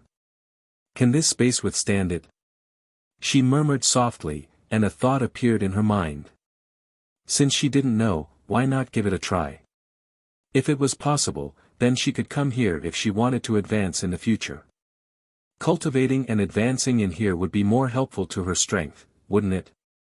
Even if she failed, she would at most miss the opportunity to advance this time. She could still advance again after some time. Since there were no fatal disadvantages, why not give it a try? After making up her mind, she took a deep breath and slowly closed her eyes. She didn't plan to use any elixirs to advance this time. She knew that the further she advanced, the harder it would be for her to improve her abilities, especially since most of the experts who had reached the fairy realm were over 100 years old. At her age, if she could directly enter the fairy realm, she would definitely have a high chance of improving her abilities again. She placed her hands on her knees, palms facing upwards. Her entire body gradually relaxed. Her heart was filled with firm conviction. She abandoned all distracting thoughts and calmed her heart, allowing herself to become one with this piece of heaven and earth. A pure spiritual aura emanated from her body. It was like a cheerful fairy circling around her, jumping in the air. The specks of light had several colors, and they were as dazzling as the stars. A person with a single element would only have one type of light. She herself was of the 5 elements, and the fire element was the strongest. Therefore, among the light that surrounded her, the fire element was the strongest. The pure spiritual aura on her body gradually merged with the pure aura of the world, and the surrounding spiritual aura was attracted. Some of it surrounded her, and some of it drilled into her body. Chapter 1704. In the sky, the clouds surged and lightning flashed. At the same time, a bolt of lightning struck down from the sky towards Fengjiu. In an instant, there was a rumble, dust flew up, and the vortex of spiritual energy surged wildly. Fengjiu, who was sitting cross-legged, could only feel the aura of spiritual energy surging into her body. This kind of momentum was like a flood bursting through a dam, rushing into her body uncontrollably. She immediately guided the aura of spiritual energy towards the green lotus so that it could absorb it. At the same time, she expanded the meridians in her body so that the powerful aura of spiritual energy could double or triple the size of her original meridians. When the spiritual energy in her body surged, she was swept up by the vortex of spiritual energy and spun in the air. When the second bolt of lightning struck down, there was a rumble and it heavily struck her body. The powerful energy of the bolt of lightning tempered her meridians and strengthened her physique, allowing her meridians and body to reach a higher level. Rumble. The third bolt of lightning struck down. As if it contained all the power, it shook the entire area, causing the fire phoenix and the others, who were cultivating in this area, to not dare to approach. The powerful pressure in the air and the aura of spiritual energy fused together, but gradually dispersed after the third bolt of lightning. The aura contained in the sky dissipated, and the sky gradually returned to blue and white. However, just as the surrounding airflow calmed down and the spiritual energy in the air calmed down, suddenly, a gust of earth energy shot up from the ground and entered her body. The surrounding spiritual energy was once again mobilized by the aura that shot up from the ground. The fire phoenix, Tun Yun, Lao Bai, Little Black, and the other small beasts were about to go forward, but when they saw this scene, they froze. Seeing the movement around their master, the small beasts could not help but gasp. Heavens! Master is going to advance. Didn't she already complete her advancement? Lao Bai exclaimed. He stood beside the fire phoenix and looked at his master, who was swept up in the air, and the gust of earth chi that shot up from the ground. Why is that gust of spiritual energy shooting up from the ground? It seems a little different from the previous ones. As Tun Yun spoke, he was also a little confused. For a cultivator who had entered the fairy realm, she was able to break through from the peak of the nascent soul stage to the peak of the fairy realm. The gap in strength between the two realms was something that some cultivators could not overcome even after 100 years. But what was going on with her? The little black bear sat there in a daze, looking at its master in front of it. Tun Yun, Lao Bai, and the others could not understand what was going on. Hua Feng was deep in thought. Looking at the scene, she said, normally, when a cultivator breaks through from the nascent soul stage to the fairy realm, they can only reach the initial stage of the fairy realm. After all, the higher the cultivation, the more difficult it is to break through. It is already incredible that she could break through from the peak of the nascent soul stage to the peak of the fairy realm in one step. Even though it was the ancient divine beast fire phoenix, it had never encountered such a situation. If she was below the golden elixir realm, it would be fine, but she had already broken through the original infant realm and reached the peak of the fairy realm. So, how could she possibly advance further? What was the opportunity to advance this time? Chapter 1705. I got it. It's the green lotus. The fire phoenix exclaimed softly. It knew that Fengjiu had a chaotic green lotus. This green lotus had the ability to regenerate and was very mysterious. Now that she had reached the peak of the fairy realm and was able to break through again, it must be because of this chaotic green lotus. In terms of cultivation, the level above the Yuanying stage was the fairy realm, and above that was the fairy realm. This meant that if she succeeded in breaking through again, she would enter the fairy realm from the peak of the fairy realm. Fairy realm. There were less than 5 in the entire 8 great empires. If she could really enter the fairy realm and become a fairy realm, then she would be a powerhouse whose strength could shake a region. Thinking of this, the fire phoenix could not help but feel excited. It stared at Fengjiu who was breaking through in front of it, hoping that she could break through again. This way, even if she reached the upper reaches of the continent, she would be able to stand firm. However, this breakthrough was not so easy. A few days had passed, and there were still no signs of a breakthrough. A few small beasts stood guard not far away. Another half a month had passed, and it was still the same. There was no breakthrough. Seeing this, they guessed that the breakthrough this time would not be so fast, so they all retreated and did not pay attention to the progress of their master's breakthrough. Outside, Guan Shilin and Feng Xiao had been training the Phoenix Guards and helping them to improve their strength. They had not seen Fengjiu for half a month, but they did not disturb her because Fengjiu had told them that if she did not come out, no one was to disturb her. In addition, the courtyard where she lived was covered with formations and enchantments. Even if they wanted to enter, they could not. Perhaps it was because of the passing of their companions and loved ones that they all had a common goal. No matter how hard the training was, the Phoenix Guards and the others did not complain. They strengthened their cultivation day and night. As the days passed, with the help of medicinal pills, each of their strength increased rapidly. However, 1 month passed, 3 months passed, and in the blink of an eye, 6 months had passed. Every Phoenix Guard's combat power and strength had increased by 1 to 2 levels. However, after training hard for half a year, they still had not seen their master come out. This made them a little worried. Master has been in seclusion for half a year, right? She hasn't come out for so long. Is she okay? What are you talking about? How could something happen to Master when he's in seclusion? But it's been too long, and I haven't heard any sounds of him advancing. Besides, it's not like there aren't any cultivators who died in the process of breaking through. Ah! Why did you hit me? The Phoenix Guard scratched his head. When he turned around and saw that it was his captain, he could not help but keep quiet and did not dare to speak again. What nonsense are you all talking about? Did he have too much free time? If you have too much free time, then continue to practice. Luo Yu glared at the few people who were chatting as he shouted.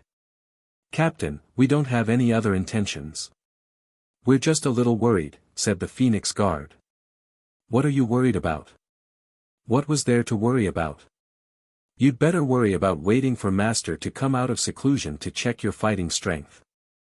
Luo Yu coldly snorted and said, before she went into seclusion, she said that the top 10 would be rewarded, and the bottom 10 would also be punished. Hearing this, the Phoenix Guards hurriedly responded and quickly left to continue their training. Chapter 1706. How do we ask? We won't know even if we ask.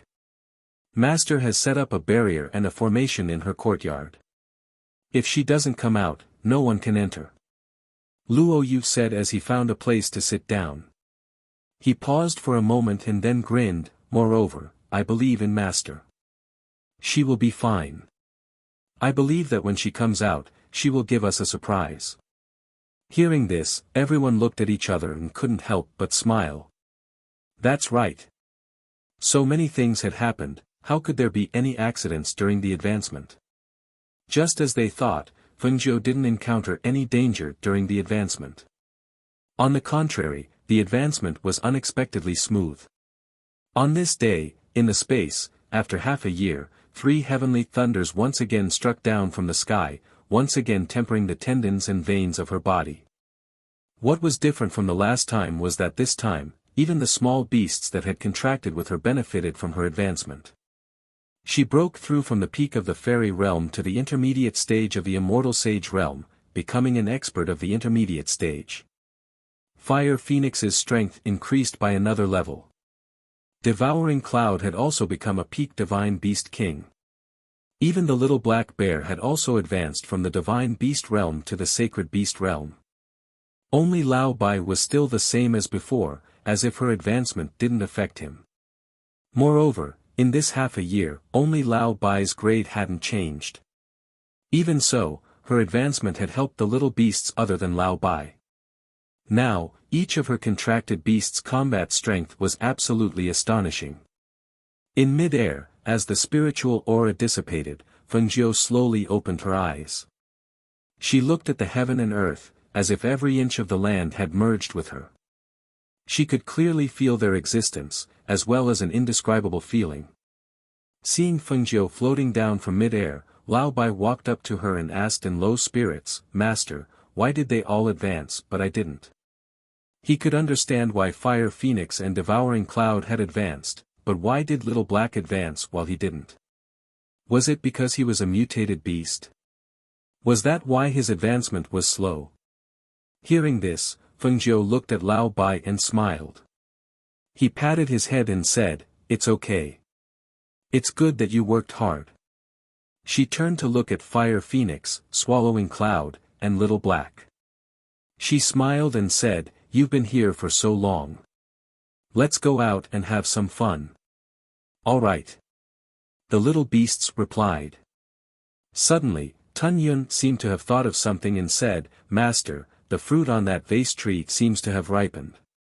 Hearing this, before Fengjiu could react, Lao Bai, who had been lowering his head in a bad mood, suddenly raised his head and said while drooling, "Cooked? Really? I'll go take a look." As soon as he finished speaking, a whirlwind appeared beside him. When he looked again, Lao Bai had already disappeared. Fengjiu was stunned for a moment. He quickly regained his senses and chased after him. "Old Bai's craving is acting up again. Are you planning to steal my spirit fruit? Quick, chase after him. There are only 5 fruits on that tree. Don't let him steal them." Hearing this, Fire Phoenix and Devouring Cloud immediately rushed towards the vase tree and chased closely behind Fengjiu. As for the little black bear cub, it tilted its head and slowly ran after them. The fruit, the spirit fruit, is really ripened. Chapter 1707. Smelling the dense and pure spirit chi emitted from the spirit fruit, as well as the rich fruit fragrance that made it want to pounce on it and take a bite, White Tiger's mouth watered. At this moment, how could it be depressed because it had not advanced while the others had? At this moment, it only wanted to taste the fruit. White Tiger had been watching this fruit since its owner brought it in. It had been watering it and waiting for it to turn from green to red.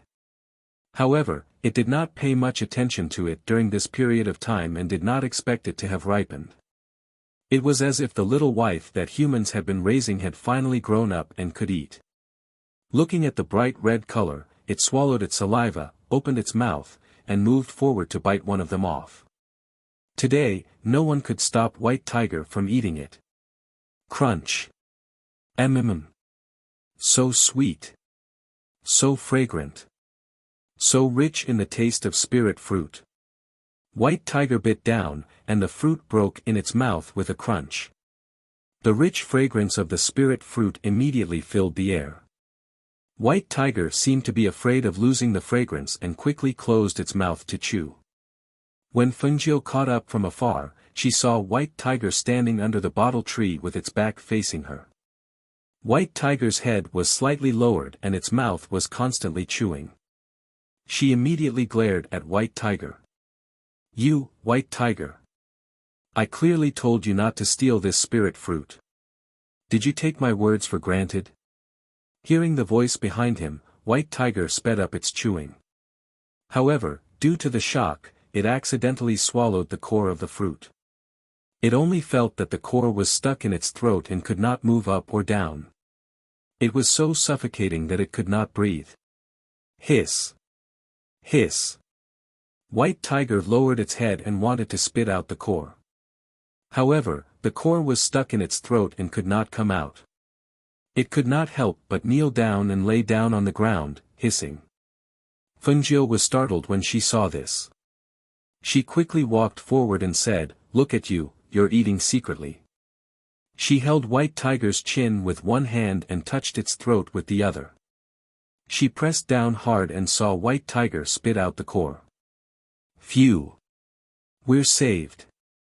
Lao Bai's entire body fell down, lying on his back. Looking at his master and his other 3 companions, he grinned and said, "Master, that fruit is very fragrant, very sweet, very crispy, and very delicious." "Delicious my ass." Fengjiu slapped his hand down. "I only have 5 fruits, and I don't even know what kind of fruit they are. You ate one just like that. Are you ignoring my words?" "Master, you can't blame me for this. The fruit flew into my mouth by itself, really." Its eyes darted around and it lowered its head, not daring to look at her. This is a spirit fruit tree that was originally guarded by a group of snakes.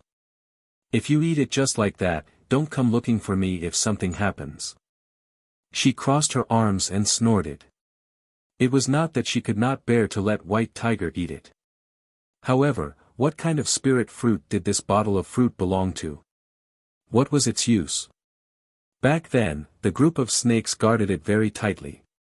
She had not even figured out the use of this fruit and she had already let White Tiger eat it. Now that White Tiger had eaten it, even if she did not eat it, there was no point in saying anything. Thus, she took a deep breath and said, "Hurry up, while you still remember, try to recall the taste of the fruit you ate. Also, do you feel any different after eating the fruit?"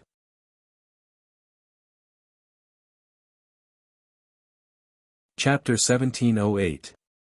What are you waiting for? Fengjiu glanced at it and took out a pen and paper, preparing to write it down. There were not many fruits and each one was extremely precious. She first memorized what Lao Bai said and then observed its reaction after eating the fruit. Lao Bai shook its head. "I forgot."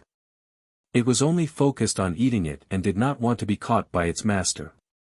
How could it have thought of tasting it? Hearing this, Fengjiu was speechless and looked at it speechlessly. In the end, she could only shake her head helplessly. "Forget it, you won't get anything out of it. I might as well study it myself." She walked to the bottom of the tree and looked at the remaining 4 fruits hanging between the leaves. The green leaves and red fruits were extremely dazzling and beautiful. She could not bear to pluck the fruits from the tree.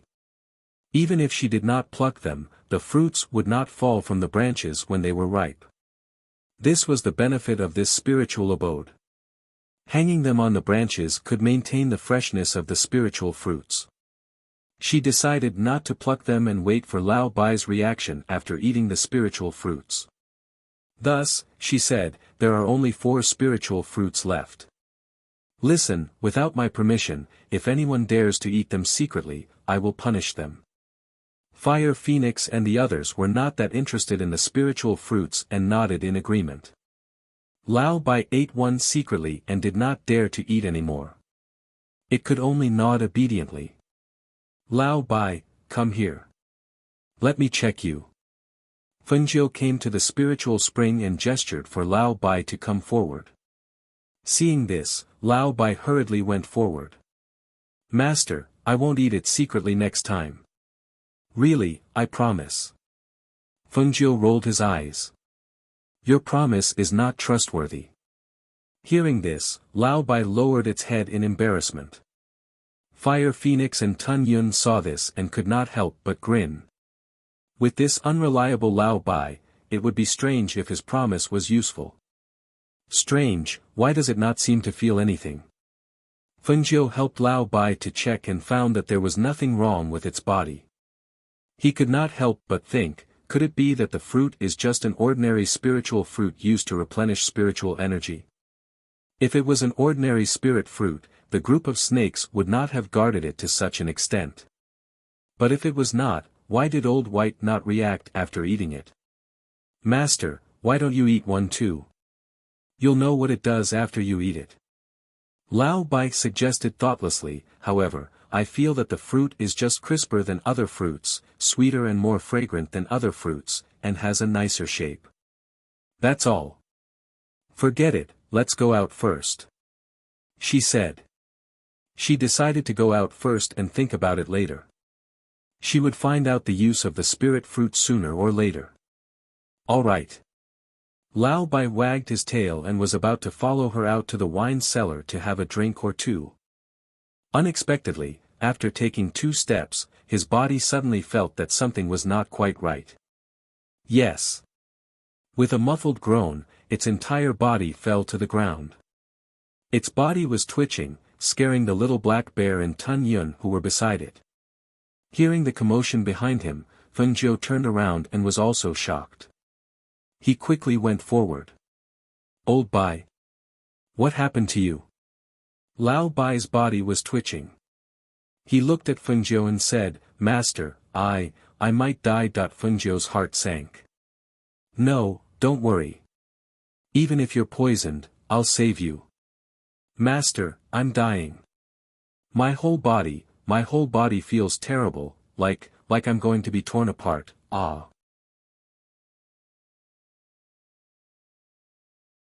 Chapter 1709. Seeing that Feng Jiu was repelled by the light, the fire phoenix and the other 2 beasts quickly retreated. They looked at Lao Bai, who was rolling on the ground, in shock. What was going on? Lao Bai, who was lying on the ground, was emitting a blinding white light. They could only see him rolling on the ground and screaming in pain. Feng Jiu, who was repelled, sat on the ground and looked at the screaming Lao Bai in shock. She was stunned for a moment, then exclaimed in a low voice, "Lao Bai is about to evolve." The spiritual energy in the surroundings surged towards where Lao Bai was and lingered around him for a long time. Lao Bai's body was surrounded by a dazzling white light, but one could vaguely see that his body seemed to be undergoing some changes. Evolving? Fire Phoenix and Tun Yun looked at each other in shock. Lao Bai's abilities were as good as nothing. He was a mutated beast, but he did not seem to have any special abilities. Furthermore, he was not a mythical beast. At most, he could only be called a holy beast. Even if a holy beast were to evolve into a mythical beast, it should not be like this, right? Or was it because he was a mutated beast, so he was different from other mythical beasts? Hiss. Ah. Master, I'm dying. Lao Bai screamed, his voice shrill and hoarse. Feng Jiu suddenly regained her senses. She did not go forward, but said to Lao Bai with a serious expression, "Lao Bai, you're about to evolve. Quickly stabilize your mind and endure it. As long as you endure it, you can advance to the next level. But it hurts. It's like someone is cutting my flesh with a knife. What if I can't endure it?" Lao Bai asked. Feng Jiu's eyes darkened, "If you can't endure it, you'll die." As soon as she finished speaking, she looked up at the sky. Dark clouds were gathering there, and lightning flashed through the clouds. The sound of thunder could be heard faintly from the clouds. It seemed that Lao Bai was not just evolving, he might be mutating. Mutated beasts were extremely rare, and their hidden abilities were unknown. Lao Bai was originally a mutated beast, so he had the head of a dragon and the body of a horse. If he ran, he would be extremely fast and powerful. However, no one had seen his attributes and special abilities in battle. If he mutated again, then, what kind of mutated beast would he become? It was more difficult for mutated beasts to evolve than other mythical beasts, and the mortality rate was higher. Thinking of this, Feng Jiu let out a sigh of relief. She took out a pill from her space and flicked it at Lao Bai, and shouted, "Lao Bai, open your mouth. Lao Bai cried out in pain because of the tearing pain in his body. His strength was gradually disappearing. Although he wanted to do as his master said and make a breakthrough, he felt that his life force was already slipping away. At this time, when it heard its master's voice, it looked towards her and saw a pill being thrown towards it. It instinctively opened its mouth and swallowed the pill. As soon as the pill entered its mouth, a rich spiritual aura spread through its throat. As the pill slid down its stomach, its physical strength, which had been gradually losing, quickly recovered. It was unknown whether it was the pill's effect or Lao Bai's own problem, but Lao Bai screamed at the sky, and a strong pressure, accompanied by spiritual aura, spread out like ripples in water.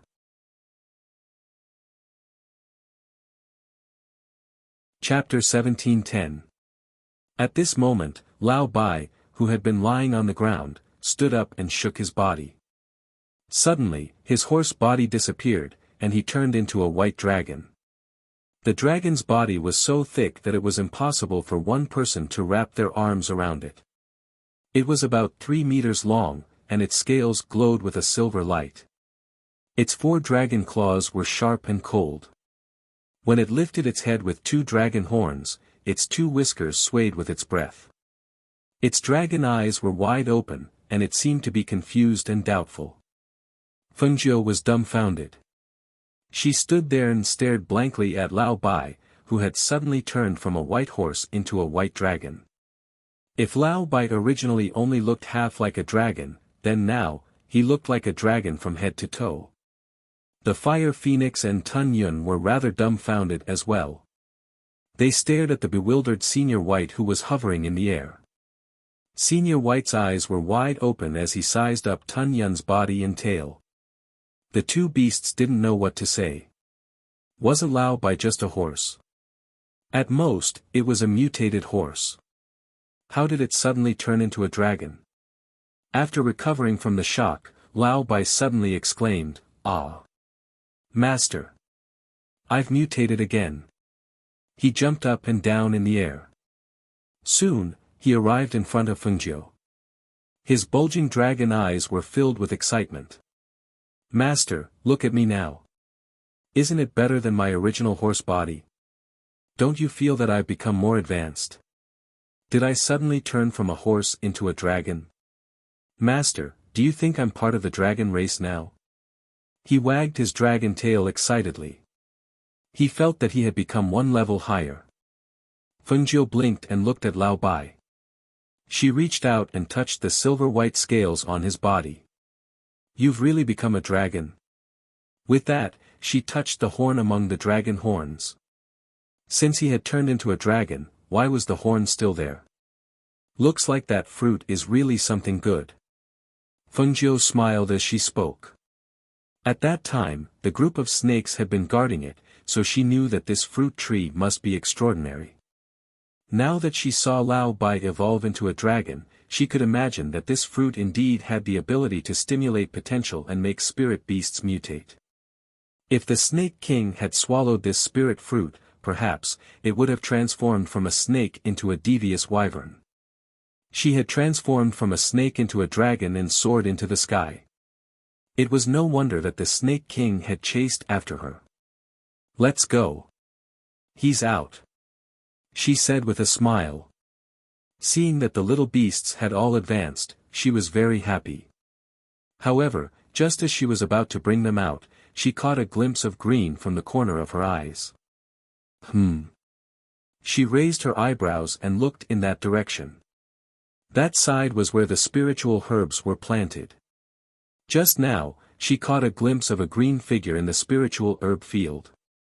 If it wasn't the green-feathered chicken, what else could it be? Too many things had happened in the past and her mood was in a mess.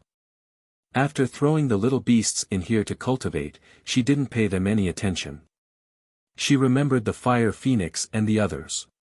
After all, they were bound by a contract and she could sense them with just a thought. As for this green-feathered chicken, because she didn't have a contract with it and it didn't seem to have appeared recently, she had forgotten about it. If she hadn't caught a glimpse of that green in the spiritual herb field, she would have forgotten that there was a green-feathered chicken by her side. Master? What's wrong? Tun Yun asked. He turned around but did not see anything.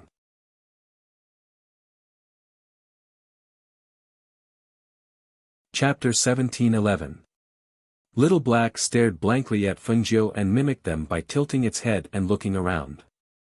No one knew what it was looking for. You haven't seen green hair recently? Fengjiu asked as it slowly walked towards the spiritual medicine field. Green hair.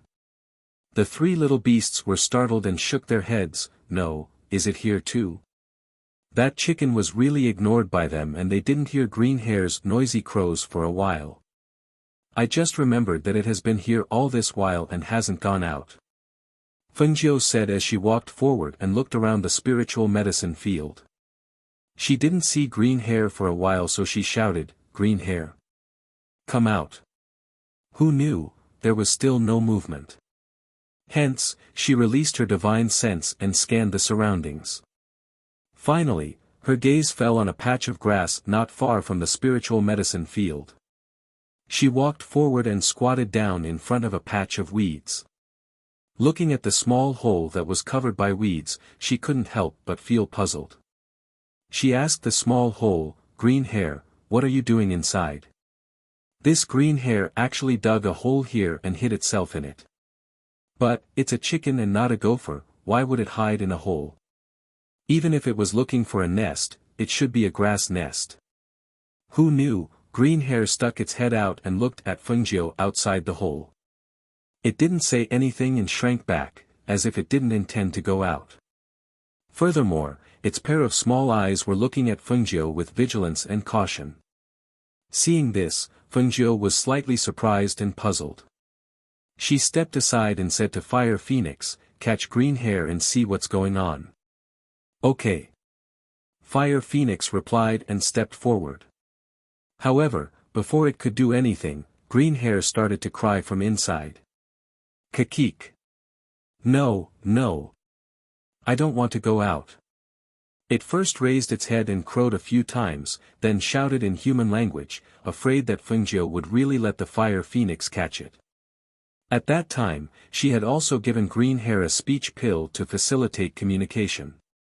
Other than occasionally chirping, it would also speak human language. However, after it entered the space, it seemed to have stopped moving. Otherwise, she and the other little beasts would not have been unable to discover it. Why aren't you coming out? Are you alright? Fengjiu asked, gesturing for Fire Phoenix to back off. What are you doing in there? Unexpectedly, the green-furred cat rolled its small eyes and said, it's warm inside. Hearing this, Fengjiu's mouth twitched. He glanced at Green Hair in the cave with a faint smile, it's warm inside. Do you want me to add fuel to the fire? Barbecue you directly? Maybe it will be warmer, don't you think? How could you do this? Green Hair seemed to be somewhat aggrieved. I've only secretly eaten some of your elixirs occasionally. I haven't done anything bad, yet you want to roast me and eat me. What else can I do?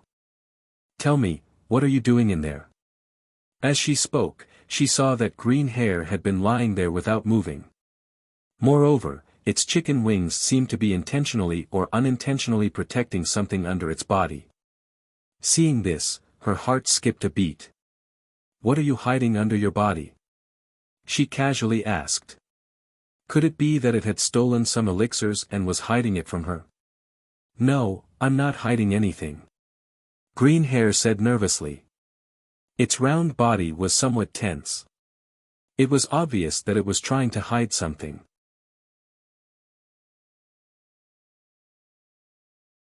Chapter 17:12.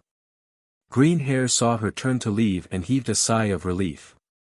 Who knew that in the next moment, a claw would reach in from outside and directly grab it out? Kakik. You're up to no good. It shouted in exasperation, but saw that Fengjiu had already reached in and took out the thing from its nest. What's this? Fengjiu looked at the round bead in her hand in astonishment. It was about the size of an egg. It didn't look like an egg, but it should be some kind of bead. However, she couldn't tell what kind of bead it was. She only knew that this bead was emitting a strong spiritual aura. I gave birth to it, I gave birth to it. It's mine. Kakik. Chicken feathers all stood up. It looked at Fengjiu nervously and excitedly. Its pair of small eyes stared closely at the bead in her hand. Fengjiu glanced at it and smiled faintly, even you are mine. The egg you gave birth to naturally belongs to me. However, this doesn't seem to be an egg, right? She reached out and touched the thing in Green Hair's stomach.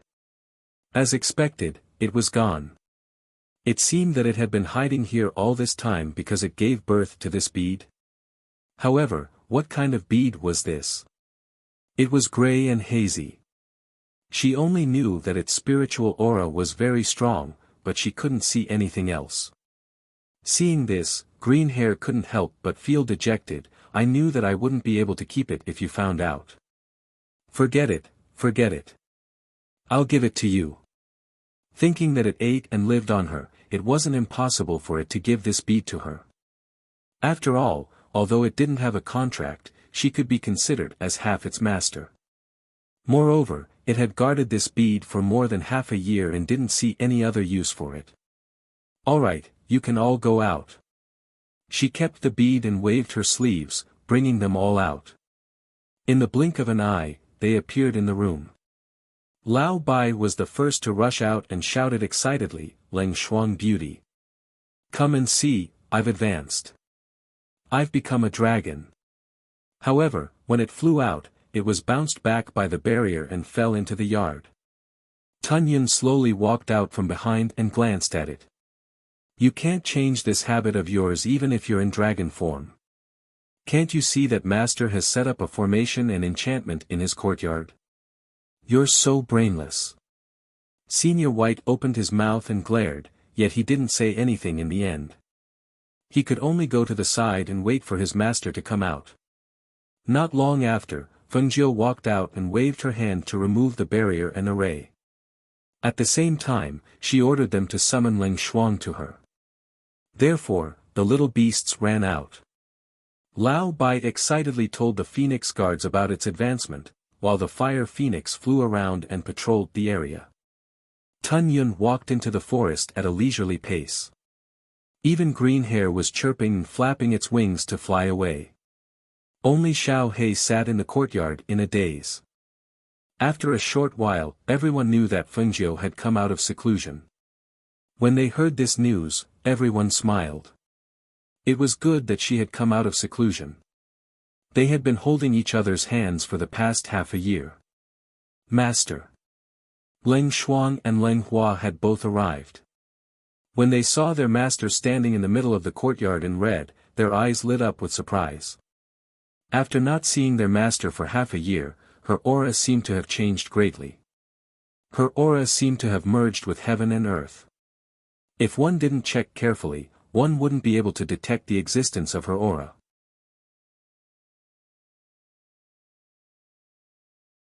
Chapter 17:13. That kind of aura, that kind of invisible coercion, made them lower their heads, not daring to look directly into her eyes. Furthermore, after coming out of closed-door cultivation this time, she had given them a great shock. None of the powerful cultivators they had met in the past could compare to her. It seems that Master's closed-door cultivation for half a year must have made a great breakthrough in her cultivation. When they thought of this, the two of them could not help but smile joyfully. The more powerful their master was, the more joyful they were. Because only when their master was powerful, then the incident from half a year ago would not happen again. Congratulations, Master, on the great increase in your cultivation. The two of them said at the same time. Fengjiu smiled and said, Leng Shuang, prepare some hot water, I want to take a bath. Also, Leng Hua, tell me about what has happened during this period of time. Yes. The two of them replied and went about their tasks separately. Leng Shuang prepared the water for Fengjiu to take a bath while Leng Hua gave her a rough account of what had happened in and out of the valley during this period of time. The countries around the Phoenix dynasty have not dared to invade. They seem to be afraid. However, there are still some forces who are looking for Master's whereabouts. The black market has also sent people to investigate, but they have not been able to find this area. Furthermore, the Grand Empress maternal family is also looking for us. When they received the news, the Master sent someone to deliver the news. At this point, Leng Hua paused for a moment.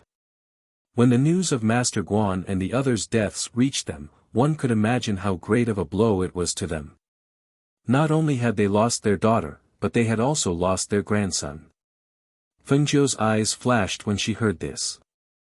Even though half a year had passed, every time she thought of how her grandfather and the others had died, she would feel exceptionally terrible.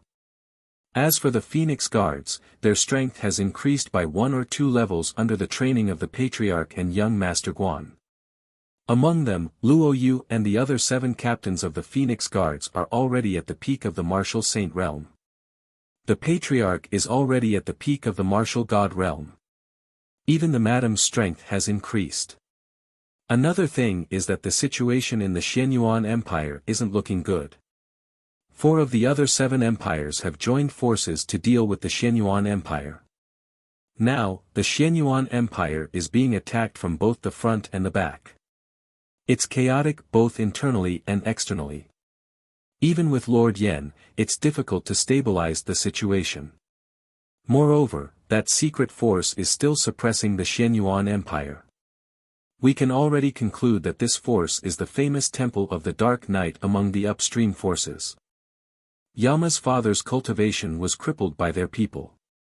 Even our Phoenix dynasty, as well as the old man and the others, were also done by them.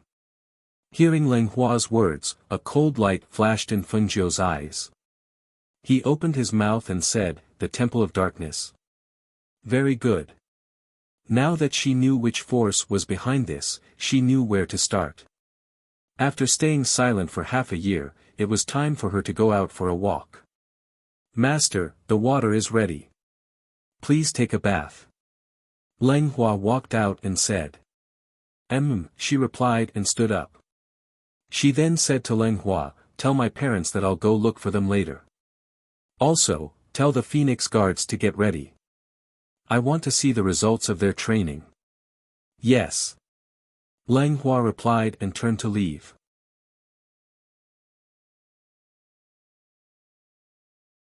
Chapter 17-14. After bathing, Feng Zhou first went to her parents' courtyard. When she arrived, she saw Guan Shilin. She smiled and called out, "Father, mother, brother." The 3 people waiting in the courtyard heard the sound and turned their heads to look. They saw her in a red robe, elegant and graceful. Her brows exuded a confident and proud aura as she slowly walked over.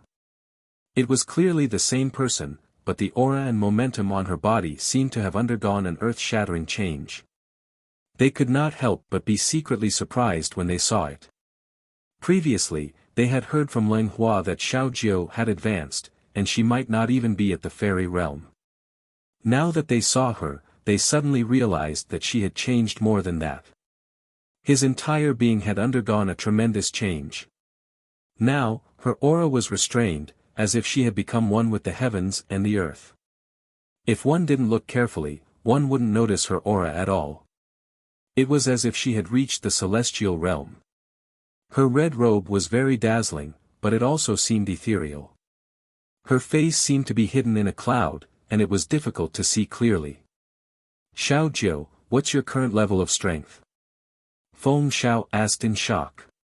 He had seen many people, but he had never seen someone like her. Her strength shouldn't be at the fairy realm, right? Feng Zhou pursed her lips and smiled. She said, "I'm at the peak of the celestial sage realm." Celestial. Peak of the celestial sage realm? Feng Xiao widened his eyes in shock. The peak of the celestial sage realm was above the fairy realm. However, generally speaking, no matter how talented a cultivator was, he wouldn't be able to jump directly from the peak of the nascent soul realm to the peak of the celestial sage realm. The higher the level of one's strength, the harder it was to advance. Even among the upper echelons, the strongest person who dealt with them was only at the fairy realm. However, she had actually advanced from the peak of the nascent soul realm to the peak of the celestial sage realm after cultivating in seclusion for half a year. If it were someone else, they wouldn't be able to reach such a level even if they cultivated for 50 or even 100 years. Shangguan Wanrong also looked at her daughter in disbelief. She muttered, "Peak of the celestial sage realm? That's a battle prowess equivalent to 100 fairy realm experts." One of them was equivalent to 100 fairy realm experts. So, how terrifying was his combat prowess? Just how strong was this expert? Thinking of this, her heart began to thump wildly. With Xiao Jiu's strength, there was no need for her to fear anyone. Furthermore, she was still young, and her strength would definitely increase in the future. Even some of the clans in the upper echelons would reconsider if they wanted to make an enemy out of such a strong person. She took a deep breath and exhaled slowly, calming herself down. She was really happy that her daughter had such strength and power. In this way, when she went out in the future, even if they were not by her side, they would not have to worry about whether she would be in danger. Right now, even if she had reached the upper reaches, she was already a powerhouse that no one would dare to provoke. Furthermore, she had both alchemy and medical skills. She would definitely be dazzling no matter where she went. Great! To be able to reach the pinnacle of the sage immortal realm in just half a year, Xiao Jiu, you're truly a genius. Guan Shilin laughed heartily.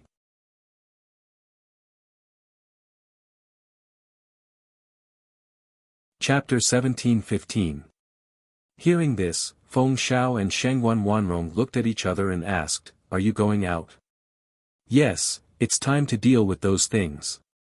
She nodded and looked at the two of them, saying, "Father, Mother, I hope that you can stay here for now. This place can be said to be aloof from worldly affairs and there's no danger. I'll be more at ease if you're here. Don't worry. Do whatever you want. Don't worry about us. We'll take care of ourselves." Feng Xiao patted her hand and said. His daughter was not an ordinary person. This place could not trap her. He knew that she would still go out. "Yes. We'll wait here for you to come back. Don't worry," Shangguan Wanrong said softly. Now, this was their home. Even if the dark forces wanted to deal with them, they could not. Here, they would be very safe. Fengjiu nodded and then looked at Guan Shilin, saying, "Brother, I'm going to see how the Phoenix Guard strength has increased recently. Let's go together." "Okay." Guan Shilin responded and bowed to Feng Xiao and Shangguan Wanrong. Then, the two of them walked out together. In the field and the forest, the Phoenix Guards heard that their master had come out of seclusion and was going to check on their results in the past 6 months. Therefore, all of them stood straight in the forest, nervously waiting for their master's arrival. Although they were very satisfied with their progress in the past half a year, if they were to look at it from master's point of view, would master feel that they were advancing too slowly? Even if they were satisfied and felt that it was already good, it was still not as good as their master's affirmation. Fengjiu, who was chatting with Guan Shilin, came to the forest and saw the Phoenix Guard standing there. Each of them was as straight as a pine tree and had a biting cold aura. Their bodies were filled with a strong fighting spirit. He stopped in front of them and saw them kneel on one knee and bow respectfully, "Greetings, Master." "Get up."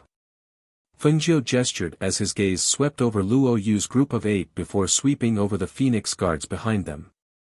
With a sweep of his divine sense, he had a rough idea of their strength. Compared to half a year ago, she had definitely improved a lot.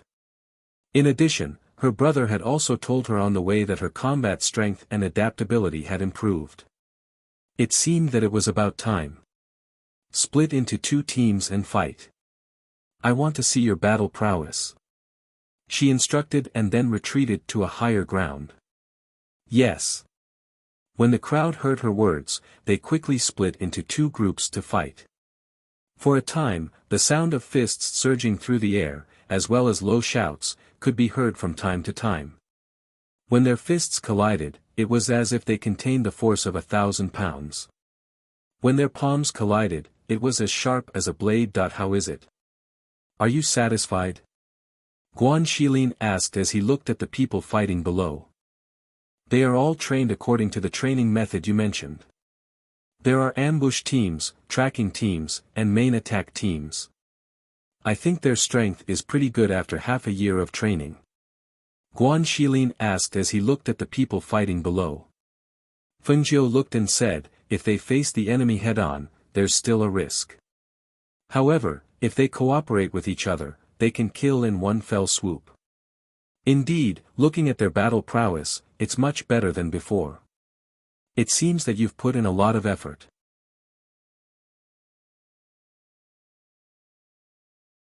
Chapter 17-16. Feng Jiu looked at the Phoenix Guards fighting below and said, Brother, I'm going to bring them out for a real battle. Since the Xianyuan Empire is being attacked by the other empires, I want to attack them from the shadows. No problem. Guan Shilin said loudly, count me in, I'll go with you. She turned to look at him and smiled, okay. After about 2 hours, the Phoenix Guards stopped one by one under Feng Jiu's command. They were panting. After the battle, they all had some scratches on their bodies. Even if they were knocked down by their opponents, they continued to stand up. Therefore, after a round of fighting, it was inevitable that they would be injured. Bring all your teams back to rest. I have a mission for you in 2 days. Feng Jiu said to them as he stood on a high ground. Yes. Everyone responded and quickly left under the leadership of their respective team leaders. 2 days later, she left 10 Phoenix Guards, the black bear cub and green hare to accompany her parents in the valley. The others were divided into several teams. Under the leadership of Du Fan, Guan Shilin and Feng Jiu, they set off in 3 teams. They did not set off together. Instead, they set off separately. However, their destination was the same. It was one of the 8 great empires that was attacking the Xianyuan Empire. On the other side, in the palace of the Xianyuan Empire, Xianyuan Mose received a message from Yan Dian from Feng Jiu. When he found out that she had come out of seclusion and was heading towards the 8 great empires, he was still a little worried. The message did not mention how strong she was now. However, under normal circumstances, from the peak of the nascent soul stage, one would naturally be at the fairy stage. He felt that no matter how outstanding Feng Jiu's cultivation talent was, and with the help of pills, her strength would only be at the peak of the fairy stage. Although the peak of the fairy stage was not weak, if those people were to target her again, they would definitely gang up on her. Hui Lang saw that he was deep in thought after reading the message and did not respond for a long time. Hui Lang secretly moved 2 steps forward and took a look. After reading the message in the letter, he grinned, Master, the ghost doctor is coming over. If she appears again, her strength must be stronger than before. If she comes, she can help Master a little. Master should be happy. Why are you frowning? The strength of a fairy realm cultivator can't be said to be very strong. Those people looked for her for a few months and didn't find any news, so they moved their eyes away. If they knew that she had appeared again, they definitely wouldn't let her go so easily. Xianyuan Mose said in a deep voice.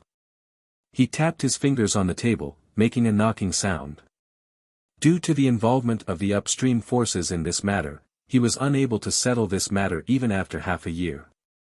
If it was in the past, those empires wouldn't have dared to continue pressuring them like this. However, they had the backing of the upper echelons now, so they naturally didn't fear the Xianyuan Empire. Conversely, if they were able to take down those empires and divide them up, then it would naturally be extremely beneficial to them. In the past half a year, Yan Dian's forces had been destroyed, and his father was in such a state. The internal and external turmoil of the Xianyuan Empire was too great, and with the interference of the upstream forces, it was impossible to stabilize the situation in a short period of time.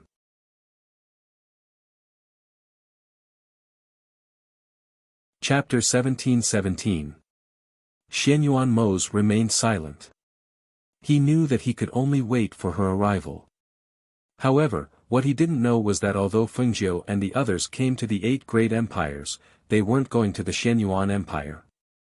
Instead, they were going to the Qishui Empire, one of the 4 empires that were besieging the Xianyuan Empire. Ever since the Qishui Empire's marriage failed and they returned with their tails between their legs, they held a grudge against the Xianyuan Empire. Especially Xianyuan Mose and Fengjiu, the crown prince and the 3rd princess of Qishui province had suffered losses at their hands. Therefore, when it came to dealing with the Xianyuan Empire, the Qishui province contributed the most. Therefore, after about a month's journey, Fengjiu and the others, who were the first to arrive at the Qishui Empire, sneaked into the Qishui imperial city and laid in ambush. On one hand, they were gathering information, on the other hand, they were waiting for the arrival of Guan Shilin and Du Fan. In the Qishui imperial palace, Prince Qishui and the 3rd princess were discussing matters with their father in the main hall. "Father, now that the Xianyuan Empire is attacked from both sides, why don't we take advantage of this opportunity to destroy them?" Prince Qishui asked in confusion. "That's right, father. This is the time to raise the prestige of our Qishui Empire. That old man Xianyuan is already a cripple, so we don't need to fear him. The most difficult one to deal with right now is Xianyuan Mose. However, with the strength of your empire, the other 3 empires, and the backing behind them, I think it's about time." Thinking of the humiliation she suffered and the engagement was broken off, she gritted her teeth in anger. That Fengjiu was said to be the princess of the Phoenix dynasty. Now, the Phoenix dynasty had been destroyed by the experts behind them. The entire imperial palace was destroyed, and even that Fengjiu was hiding somewhere. She had vented her anger, but that Xianyuan Mose. Thinking that Xianyuan Mose was still guarding the imperial palace of the Xianyuan Empire, she felt resentment, but also admiration. That man not only had the looks of a celestial being, he also had extremely outstanding abilities. Unfortunately, he was blind. He didn't want a peerless beauty with status like her, and instead fell in love with the princess of an inferior country, Fengjiu. He helped her humiliate them and trampled them under his feet. From then on, she knew that the Qishui Empire and the Xianyuan Empire were irreconcilable enemies. It all depended on who had the ability to stand at the end and become the leader of the nations. Now, with the help of the forces behind them, it would be extremely easy for them to become the leader of the countries. "Hehe, do you think that Xianyuan Mose is an ordinary person?" The monarch of the Qishui Empire chuckles and looks at his son and daughter. "Since the internal strife in the Xianyuan Empire, how many of you have survived?" He stood up and strode into the great hall with his hands clasped behind his back. Besides, let's not talk about his own strength and cultivation. You should be able to tell that Xianyuan Mose is the most difficult one to deal with just from the fact that he's still alive after suffering from the Millennium Ice Poison. Hearing this, the brother and sister can't help but look at each other without saying anything. If an ordinary person is poisoned by the Millennium Frost Poison, they will die after 3 times. But his Millennium Frost Poison has been around for a long time, and he can still cure it. Tell me, do you think we can kill a person like him just because we want to?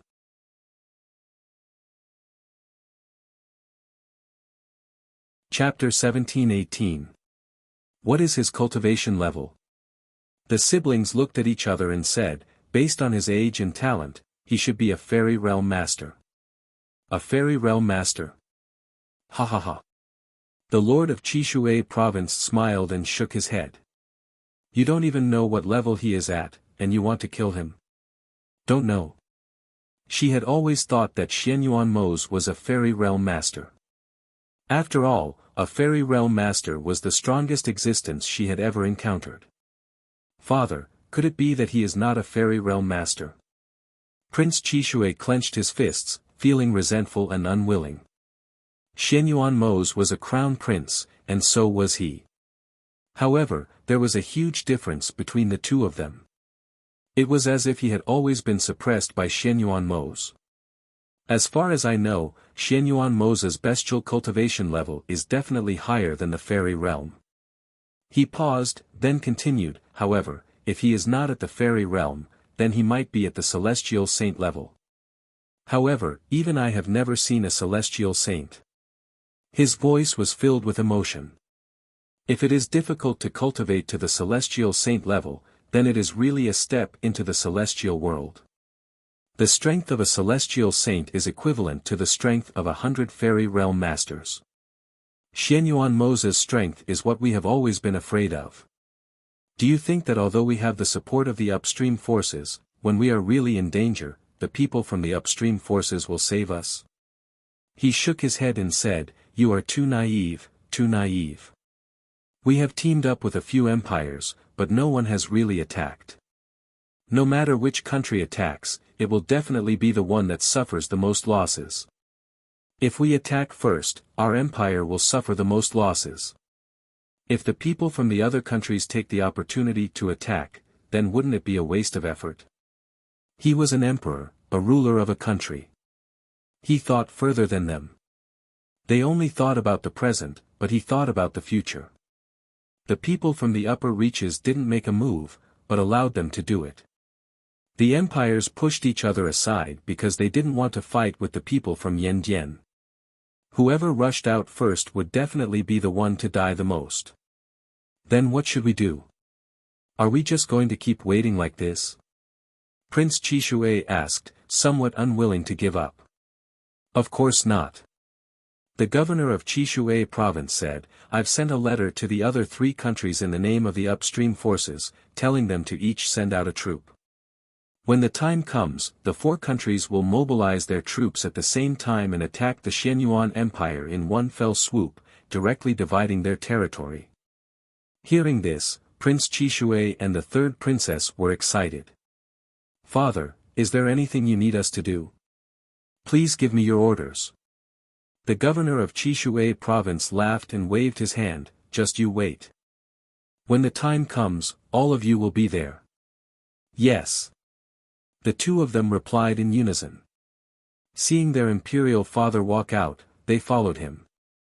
On a branch in the palace, the fire phoenix, who had shrunk into a small bird, was standing on a branch. She heard their conversation and watched them leave. Then, she flapped her wings and left, preparing to report back to Fengjiu. In a small forest on the outskirts of Chishui Imperial City, Fengjiu and the others set up camp and rested. Tunyin lay beside Fengjiu with half-closed eyes, while Lao Bai had shrunk into a small white snake and was sleeping on a branch.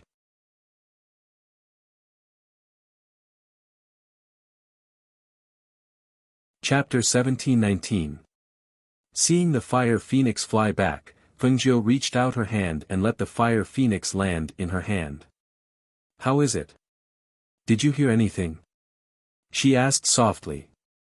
The fire phoenix flapped its wings and said, yes, the old man from Chishui province said that he wants to join forces with a few other countries to attack the Xianyuan Empire. It told Fengjiu everything it heard in the palace and waited for her next order. Hearing the fire phoenix's words, Fengjiu curled the corners of her lips and revealed a cold smile. This old man was indeed wishful thinking. Since he wasn't afraid of death, she would start with him. She ordered everyone to hide first and sent the fire phoenix to the palace to keep an eye on them. The others waited for Guan Shilin and Du Fan's teams to arrive. They waited for 2 days. 2 days later, in the evening, Guan Shilin and Du Fan led their teams to a small forest.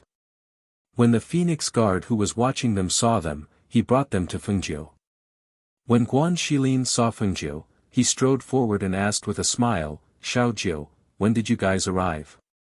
We flew the whole way here, I didn't expect to be later than you guys. Master. Du Fan, Feng Wei, and the others bowed respectfully. Fengjiu glanced at them and smiled, we arrived 2 days earlier than you guys. Did everything go well? Nothing happened on the way, it was good. They smiled and said.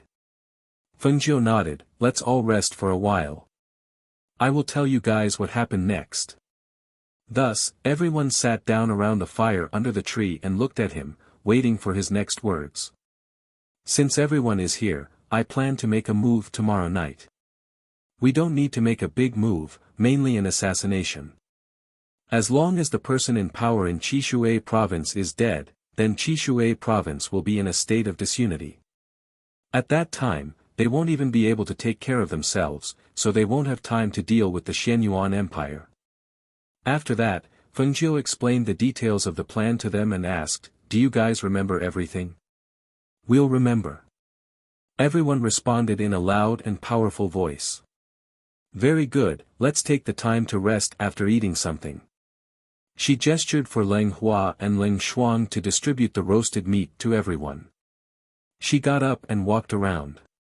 Seeing this, Guan Shilin followed her and said, "Xiaojiu, did you tell Moze that we're here?" Fengjiu looked back and smiled. He probably only knows that we're in the 8 great empires, but he doesn't know that we're in Chishui province. She wanted to give him a surprise and help him solve this potential problem. Guan Shilin shook his head and smiled, then he's probably worried now. He doesn't know that you're already at the peak of the Sage Immortal realm. I think he probably thinks that you're at the peak of the Fairy realm. Hearing this, Fengjiu smiled. He'll receive the news soon. Once she killed the monarch of Chishui province and destroyed half of his forces in the imperial city, he would naturally receive the news. Moreover, he wouldn't be the only one who would know. The people from the other countries would know as well. When that time came, they would be nervous and on guard. After all, the monarch of Chishui province was a cultivator at the mid-stage of the fairy realm. You're tuning in to the Han Li's Wuxia Adventures YouTube channel. We're so grateful for your support, and don't forget to subscribe to join us on this incredible journey through captivating stories. Your generosity through donations truly makes a world of difference, as it's the primary source of revenue that allows me to expand and enhance this channel for you. Thank you from the bottom of my heart for being a part of this adventure.